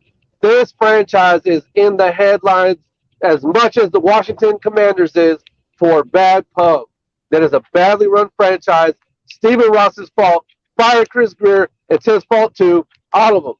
They all got to go. With the exception of the Greer comment, you were 100% right on everything you just said. Besides the Greer comment. 40 years, I have never seen. Caslin, you got to speak into the mic more. Who's the answer for Eichenberg in that starting lineup? Everybody knows that this guy did not have skill to be on the field, and for some reason, he's out there. The run game looks like crap. The minute we insert somebody that's more athletic in Robert Jones, we look good. Why is that? Was that Applebaum, who can't tell who's talented and who ain't through practice, or was that a direct order because of the capital that was given up to get that player who's falling flat on his face, just like Austin Jackson? Just like football. I believe it was the second thing you said. I haven't thought about that, and I mean, I have thought about that, but that's not the original argument. To just clarify and complete the prior argument. Cap is my boy. I love you, Cap. All I ask is that when I hear you. Hey, does my phone sound crappy now? No, your phone sounds good. Is that when you come at anybody, not just me or anybody, just have the facts present and understand that when we interpret it's a slow Friday. I'm trying to hype it up, man. No, Spice it up. you. No. Look, you're my boy. You're my boy, Blue. I got you. I'm just telling you. When we then complete that and say no, that's not wrong. Don't change the goalpost. I would say, okay, hey, look, I was wrong about that, but here's another example of something that was perplexing to me, or made me scratch my head, or something that I questioned. All right, look, I'll give this to you, and I'll give this to Nando. I retract my statement. That's it. That's all I want. I'm good. In 40 years, Cap. In 40 years. Wait. Please let me say something to Cap real quick. Cap. Cap said what he said. That's my boy. I'm giving. I respect you so much, bro. Yes. Like, cause a lot of people can't do that. A lot of people. Nando says, even the two in ears. Even the two in ears don't stand on their 10 toes and keep it real when they're wrong. They try to change the narrative or something.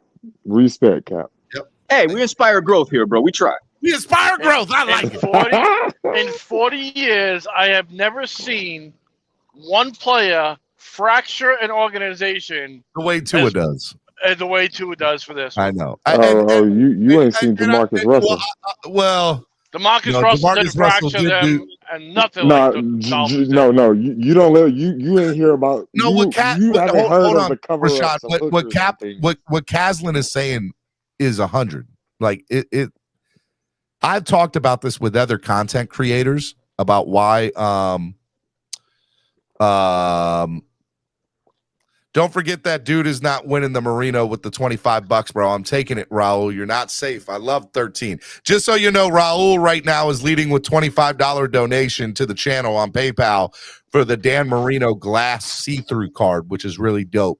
And you also get a Tua rookie card or Tua card with it. I don't know if it's a rookie card, but it's a Tua card. Ain't nobody winning it but me. But right now, Raul is number one with the $25 donation. So donate. And it's totality of all your donations in full for today. So right now, Pete, I think Pete donated 10. And so right now, Raul is winning with 25. But if Pete donates enough to beat the 25 in total with his 10, he'll be winning. So whoever, just keep it up, keep donating, help the channel grow. Let me just finish off by saying that this franchise, to Caslin's point, the fan base. I have never seen this, but I think there's two reasons for that, Caslin. Number one, we've never seen a moment in our history where we can our entire fan base interact with one another. Like, think about YouTube and social media and how we can interact. In the past, over the last 20 years, 30 years, the only way to interact with somebody was to either go to the games or correspond with them via phone call with one person. Now we have a platform where there's 112 people that are watching the show right now. When has there been this time in history? So I think we're just hearing it more. Maybe the fan base has always been this fractured, but I think social media and YouTube have a lot to do with accelerating or making it sound louder maybe than what it is, or just in general, maybe it's always been like this. Dolphin fans maybe have always felt some sort of jade. Caslin with the $50 donation. There we go, Caslin. Kaz also donated a couple times this morning too on the show. I don't know what other donations he's done this morning, but I know he's done a few. But right now we'll just say Caslin with the $50 donation. So Caslin's winning with $50. You got to be Caslin's 50 right now, Raul or Pete. Let's go. But we've had, I mean, problems in the past. Like we forced the fan base forced their hand in '89 when they drafted. You know, we demanded Marino have a running back, and they went out and they drafted a running back with the 9th pick. Was he the best running back? Absolutely not. I mean, the dude got hurt more than Tua gets hurt, and he couldn't stay healthy on the field either. And dude had fumble problems. But this fan base, I've never seen, I've never seen any fan base fractured as much as Tua does to this one. I mean, you have some guys disagree. I've never seen a player cause more division in a fan base, and that includes LeBron. You know, LeBron too, right? You know, LeBron. Yeah, and I get the social media aspect of this blowing up draft status, y'all. I get it. We had a chance to rebuild with the right piece at the most important position on the field, and it's looking like we blew it. It's looking like we got maybe the 4th best in the draft. Why is it that we blew it? Like, it's not like we're trying to start a revolution, man. Never mind. We're not trying to start a revolution. We're just trying to be heard. He's got number 1 passer rating or QBR, whatever the 2 in here spring up. But he's number 1. Look at the stats. He's balling against all these trash teams. Is there no scenario in your mind where you can see the Dolphins winning a Super Bowl with Tua? There's not one. I don't see him as a franchise quarterback. I never said we couldn't. The goal is to win a Super Bowl with him. Okay, so the goal is to win a Super Bowl. Okay, let me be honest. Probably not. Most likely, the probability would be probably not because he can't even put a damn helmet on because I don't know. The guy in college said he can't. But on past shows this week, we have sat there and referenced other quarterbacks that have won Super Bowls that weren't necessarily your, franchise quarterbacks or anything like that. You do not have to have a top 10 or a top 5 quarterback. No, I just don't think he can make it. An elite quarterback to win in the NFL. I think unless he becomes more savvy in the pocket and more aware of what to do in-game scenarios that put him in trouble, whether that's takeoff, when there's nobody open and get something positive and slide, throw the ball away, shit like that. And I don't know, audible into a better play. If Tua does that, he'll hit another level and he'll get to Super Bowl. If he can't do that, then it's going to be the same shit every year. He's going to get hurt. We're going to be relying on the backup to try to win the playoff game. It's going to be the same shit with Tua because his problem is mental with Tua. So he's got some growing to do. None of these guys are fully developed. Esther, let me just say, I don't think I'm arguing with you on that. I think no, we're not arguing. I'm just being real. Being real. Like I'm not trolling. I'm just telling the truth. I think it's a semi-accurate statement from the standpoint of. But I just look at all. Esther, let me ask you: who gives us right now the best chance to win a Super Bowl next year? Tua, Skyler. I would bring in Brady, but we don't have that quarterback on the roster. But you got to go with Tua right now because he's the one that's shown the most by the tape and the film. That's all I'm saying. That's all I'm saying. But he's just not reliable. We got Alex Smith. We got an Alex Smith, Andrew Luck situation on our hands right now because it's not just the fact that he's been injured. It's the type of injuries that he has. Like he has the worst ones where it's like front page material for every news outlet, and everybody knows about it. Everybody smelt the fart. You know what I mean? We can't get past it. We can't stay out of the headlines with this guy. Like, it's just that for me, I would know there's no more further investment for this guy. I'm moving on. I'm looking for somebody else because I'm going on probability and chances. Whoever smelled it dealt it, bro. You feel that way, but you have to know, Esther, that's not what the team said to do. Look, all you got to look at, I'm just looking at, what makes it even worse, the fact that we drafted him. Joe Burrow potentially has a second chance to go to another Super Bowl. And what if it's him and Hurts? Well, then we're going to have to throw Hurts in the hat. Well, we might as well throw him in there already. The dude's going to an NFC Championship game. Tua hasn't even won it. He hasn't even stepped his foot on a field in a playoff game. Skyler's got that under his. At least he's got that under his belt going into next year. Look, hey, you know what? Let me help you. Burrow's been to a Super Bowl and been to 2 AFC Championship games. And he's undefeated against Jalen Hurts. He's undefeated against Mahomes, the best quarterback in the league. Jalen Hurts has been to the playoffs and made it to the NFC Championship game. Justin Herbert's been to the playoffs twice, hasn't won there, but been to the playoffs twice. And Tua has never even reached the playoffs because he wasn't. I'll give you another one. Trevor Lawrence has gone 2 rounds deep into the playoffs. That's Trevor another Lawrence quarterback. That's overall. another quarterback that had parallels with Tua Nears, and that they were all throwing that kid under the bus because of talent and whatnot. At least the kid put his damn helmet on and put some cleats on. That's all I got to say. I'm going with Brady until that deadline is over. I'm going with the Brady narrative. I want Brady in Miami. I don't care what nobody says because at least the guy can put a damn helmet on, make audibles, pre-snap. Let's go. Give me Brady. I don't care. I think he's got a better chance. Give me Brady. I agree. I think Brady gives us. Give me Brady or Carr. Those are the two that make the most sense. Well, I like Carr. My only problem was Tom Brady. Are we wrong for that? Let me give a take on Carr real quick. Are we wrong for what? What's the question, Cap?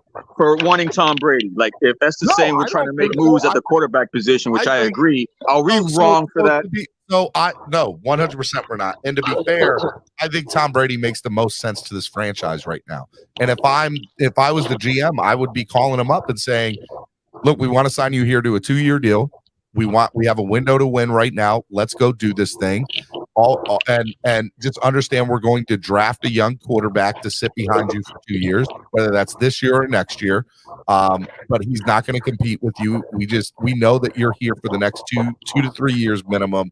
We want to try to win a Super Bowl, and we want to try to win it now. And they have to understand that too. That Brady might only stay 1 year. That'll be it, minimum, right? If they drop the ball again next year, you think Brady's going to do it again? No, he's going to say screw this. But that, I think, you don't have to give anything up. You don't have to trade for him. I think he would bring other high-priced veteran free agents in at veteran minimums on 1-year deals, 2-year deals. I think that Brady would solve so many issues on and off the field along with health. And so, by the way, somebody's got bad background. I don't know what that is. And so for me, that he makes the most sense. But out of all the other players, look, is Lamar Jackson better than Tua? Yes, talent-wise, he is. But he has just as many question marks getting hurt as him. And he would take $1 million. He would take so much. Oh my God! Let's not be naive on that. Hold on. Let me go. Aaron Rodgers is in the same boat. Aaron would cost a lot of money. You'd have to give up draft capital. And again, with Lamar and Aaron, there's no guarantee that they give you a Super Bowl. Plus, you have to give something up to go get them. And you really just don't have right now, and right? Lamar wants too high in my opinion, it's Brady 1 and Tua 2. Like Brady's the first. I agree. Because we can't sit here. Hold on. We can't sit here and give the Tua Nears ammo because they always say the same stuff when it comes to Lamar. Oh well, we can't really bank on Lamar because of his injuries. No. Everybody knows. If you want to be naive, go ahead. But everybody knows prior to this No. It's because of the contract. Because if you look at his injury history, the dude's missed like 5 games since he's been in the league before all this happened. 5 games, that's it. We just don't have the capital. It has nothing to do with his injury. I don't want Lamar. His injury. Can I say something real quick? Great. Here, hold on, Rashad. Lamar has 3 red flags: health, money, and capital. No. Okay? No. Aaron Rodgers has 2 that red flags: man. capital and money. Tom Brady has 0 red flags. 0. You don't have to give up anything for him. He's not gonna demand $60 million, and you don't have to give up any capital for him. Hey, Carr's the same way. Carr's the same way. You don't have to give up anything for him. Carr's thing with Carr though.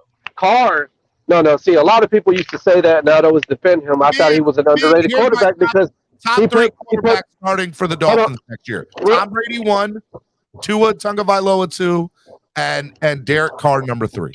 No, I'll say this though. My list is objectively though. You guys, whenever you talk about Carr, you got to understand that. And then Aaron Rodgers 4 and Lamar 5. No. Carr had the tape before this season. He had the tape. The knock on Carr right now is the fact that he had one of the top wide receiving corps in this league. You had Renfro, you had Adams, and you had Waller. I believe is the best tight end in the league whenever he's on. So why is it that you didn't even sniff the playoffs? So for me, that was a knock on Carr for me, and I liked Carr going into this season. Up until this season, I always thought he was a good quarterback because he put the tape out there. He made all the throws. He had a decent arm. I mean, his ball placement was good. The guy kept you in games. They had problems with their defense for a long time, so they had problems winning games. So I mean, Carr had that before this year, but this year I can't give him that pass. Well, yeah, hold on, but I give him the Can pass. I say something now?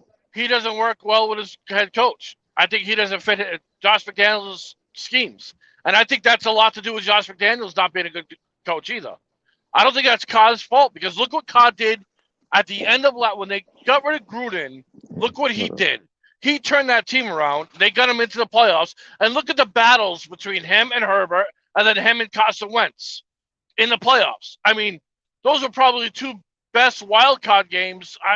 And going into the playoffs, they were both great. It was one team going down, scoring a touchdown. The other team going down, scoring a touchdown. Both going into overtime. Unbelievable. And because that just shows what type of character Carr is. He doesn't give up. The dude has 28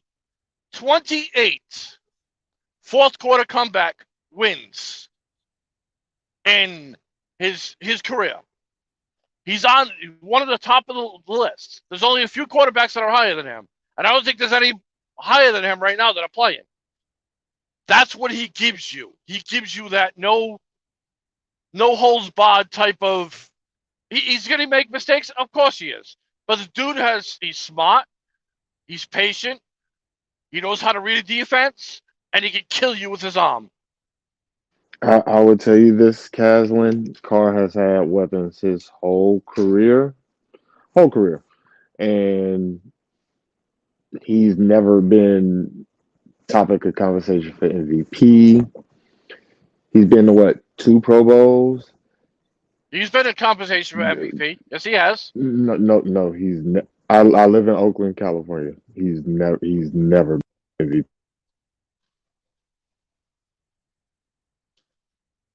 Look, here's the thing, real quick. Miami Sports Music's #1 Miami fan morning show. Want to remind y'all real quick before I hit the reset.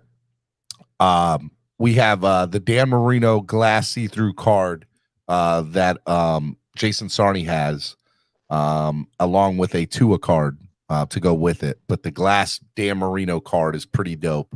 Right now, we have a $50 donation from Kaz, who is in the lead. If anybody wants to beat that donation in totality for everything that you've done today, go ahead and donate to the channel right now. Try to beat that. You can donate on Cash App or PayPal or on whatchamacallit on YouTube. Also want to remind you too, if you want to get into the Super Bowl box pool, get into the Super Bowl box pool, get your numbers in here. I want to get this thing filled up. I want to be able to give out some money and and have you all win. Y'all get a chance to win some money at the end of every quarter for the Super Bowl. Trying to fill that bad boy up. You can donate on Cash App and PayPal for that. And also want to remind you guys, hit the like button. And only 55 likes. Over 100 of y'all in the building. 55 likes. Make sure y'all do that. All right, let me do final thoughts of the day. I'm going to sit with Estefan first. Estefan, final thought of the day, man. Yeah, give me Brady Fire Greer. Give me Brady Fire Greer. Later, y'all. All right, love you too, man. Be good. All right, I will sit with Rashad. Final thought of the day. Rashad, you're killing me, Smalls. All right, I guess Rashad's not there. Caslin, you're the final thought of the day. Oh boy, again. Oh boy, 2 days in a row. And right now you're winning unless Pete comes back and tries to take those cards from you. I'd love to see somebody try to beat Caslin here in the final minute to get that Dan Marino glass see-through card. I don't think they have deep enough pockets. I mean, hey, look, we're trying to raise money for the channel. Let's go, guys. I don't know. I get what everybody's saying about Carr too, but the funny thing is that all these people, all these experts, everybody's saying Carr sucks, Carr this, Carr that, and they said the same thing about Matthew Stafford. Same exact thing. And Matthew Stafford was always throwing 5,000 yards a season. He always had good seasons. Once in a while he would bomb. He always had good receivers. He always had pretty good running backs. Never had a good defense. They get rid of him in Detroit. He goes to LA, and what happens? He goes to the Super Bowl. He takes him to the Super Bowl and wins. Carr could do the same exact thing. He's the same type of quarterback. He's a top 10 quarterback in the league. And in this league, you need a top 5 or top 10. You can't really. Brock Purdy's just a system. He's a product of the system that he's in, and I don't think San Fran's gonna go. I still think it's gonna be Eagles, and I would love for it to be Eagles and KC because I think that'd be one hell of a. And see, I want San Francisco versus Cincinnati. I don't think San Fran's gonna make it too boring. I like defenses, but when defenses are dominant like that, it makes the game boring. I like high scoring, 41-42 score. That would be a good Super Bowl, in my opinion. Are you going to get some boxes here for the Super Bowl box party? Yeah, like I said, I'm waiting to see who's going. If it's KC and the Eagles, I already know what boxes I'm going to take. So it's just that would be the Super Bowl I want to see. But I get, like I said before, the two would divide for this whole franchise. It's not fun because you have people at each other's throats all the time. Two's this. You have one side saying two's bad, the other side saying two's good. And then you have me who's down the middle saying, I can see the things that Tua does good, but I don't put my trust in this kid to lead us to the promised land because he hasn't shown me that he can. In his college career, his pro career, when we needed him to show up the most, he wasn't there. And that's concerning. Rodgers going there, like I said earlier, Rodgers is pretty much definite for the Jets. There's a whole bunch of news outlets already saying it. That's why they hired Hackett to bring Rodgers in. That was to attract him. I think they did hire Hackett to attract him, but I again think until it happens. Why would you? Yeah, but why would you remove off of Jets? Because it would be so Jets. It would be so. Yeah, but why would you move off of your offensive coordinator? Who wasn't bad. Mike LaFleur is now the offensive coordinator as of this morning in LA. He's the Rams offensive coordinator. Yeah, I knew that. Yeah, I knew that. Which is a good thing because I like Staley, but I thought Staley was going to get fired, and but the Chargers don't do the right thing ever either. I mean, look how many they had such a great quarterback. One of my favorite quarterbacks in the last, 20, 25 years is Phillip Rivers. I love that kid. Even coming out of college, everything. I love that kid. I wish the Dolphins would have got him, but obviously not happening.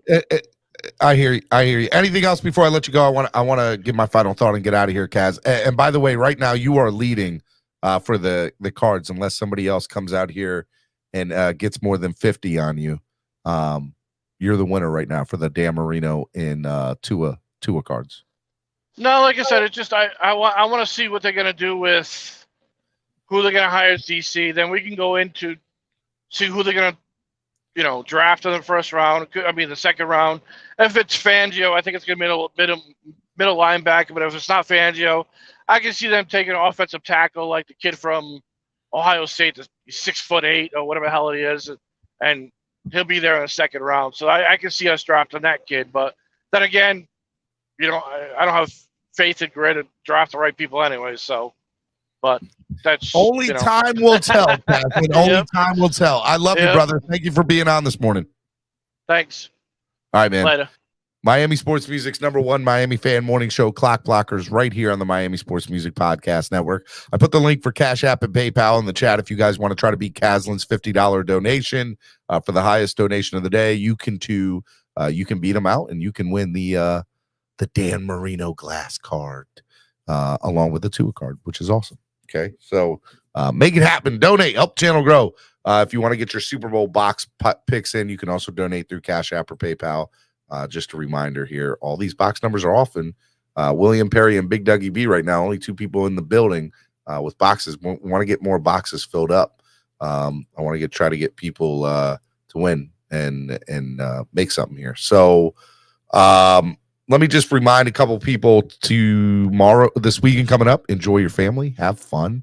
Spread Kindness Friday is one of my favorite. Try to spread kindness to I used to leave y'all. I want to start doing it again. Homework for the weekend. Do a random act of kindness for a stranger this weekend. Random act of kindness for a stranger this weekend. That is your homework for the weekend on Spread Kindness Friday. Random act of kindness for a stranger this weekend. Do that. Let's spread some kindness out in the world. Let's be better people. Let's be better fans. I love you all. Y'all the best fans in the world. I couldn't do this without y'all every day. Understand. I appreciate everything you all do. Caslin, if you end up winning here, if nobody else donates here in the last few minutes, send all your information to Jason Sarney on Twitter or on Instagram or on Facebook. Jason Sarney. He'll send you out everything. He's got the cards, so send him out everything. We'll make it happen, Captain. Spread Kindness Friday. My kids are home. They got home early from school, so I should have been off a little bit ago. I love you all. You all are the best.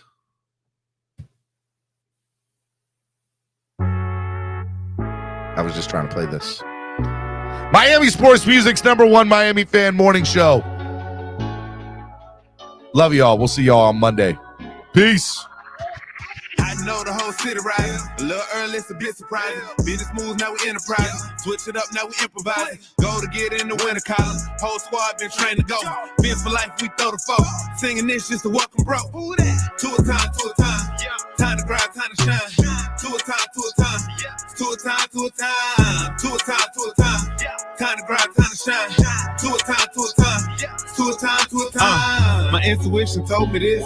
To trust the coach, he holds the gift. He knowing when to go with fits. So we knowing when to switch. This year we got the golden pick. Time to see what that pick about. Bad vibes get sent out. Only fans up in this house. We been waiting, yeah, we been patient. Now it's time to cash out, no discount. Super Bowl, yeah, we in route. I don't know when, but it's close. I don't want to overhype, but I just know I like it. So excited. You gon' know this now. You should know the ride. They say tour from that rock. Peace, y'all. Donate to the channel. Help the channel grow. Love y'all. Peace. Time to be the people's champ. Hit them with the people's elbows. Stick together like it's Velcro. You think you could stop us? Hell no, all day I dream about sports. I think I need some shadows. Custom with some Dolphins colors. Just to let them know we here. Yeah. I know the whole city riding. A little early, it's a bit surprising. Business moves, now we enterprising. Switch it up, now we improvising. Go to get in the winter column. Whole squad been trained to go.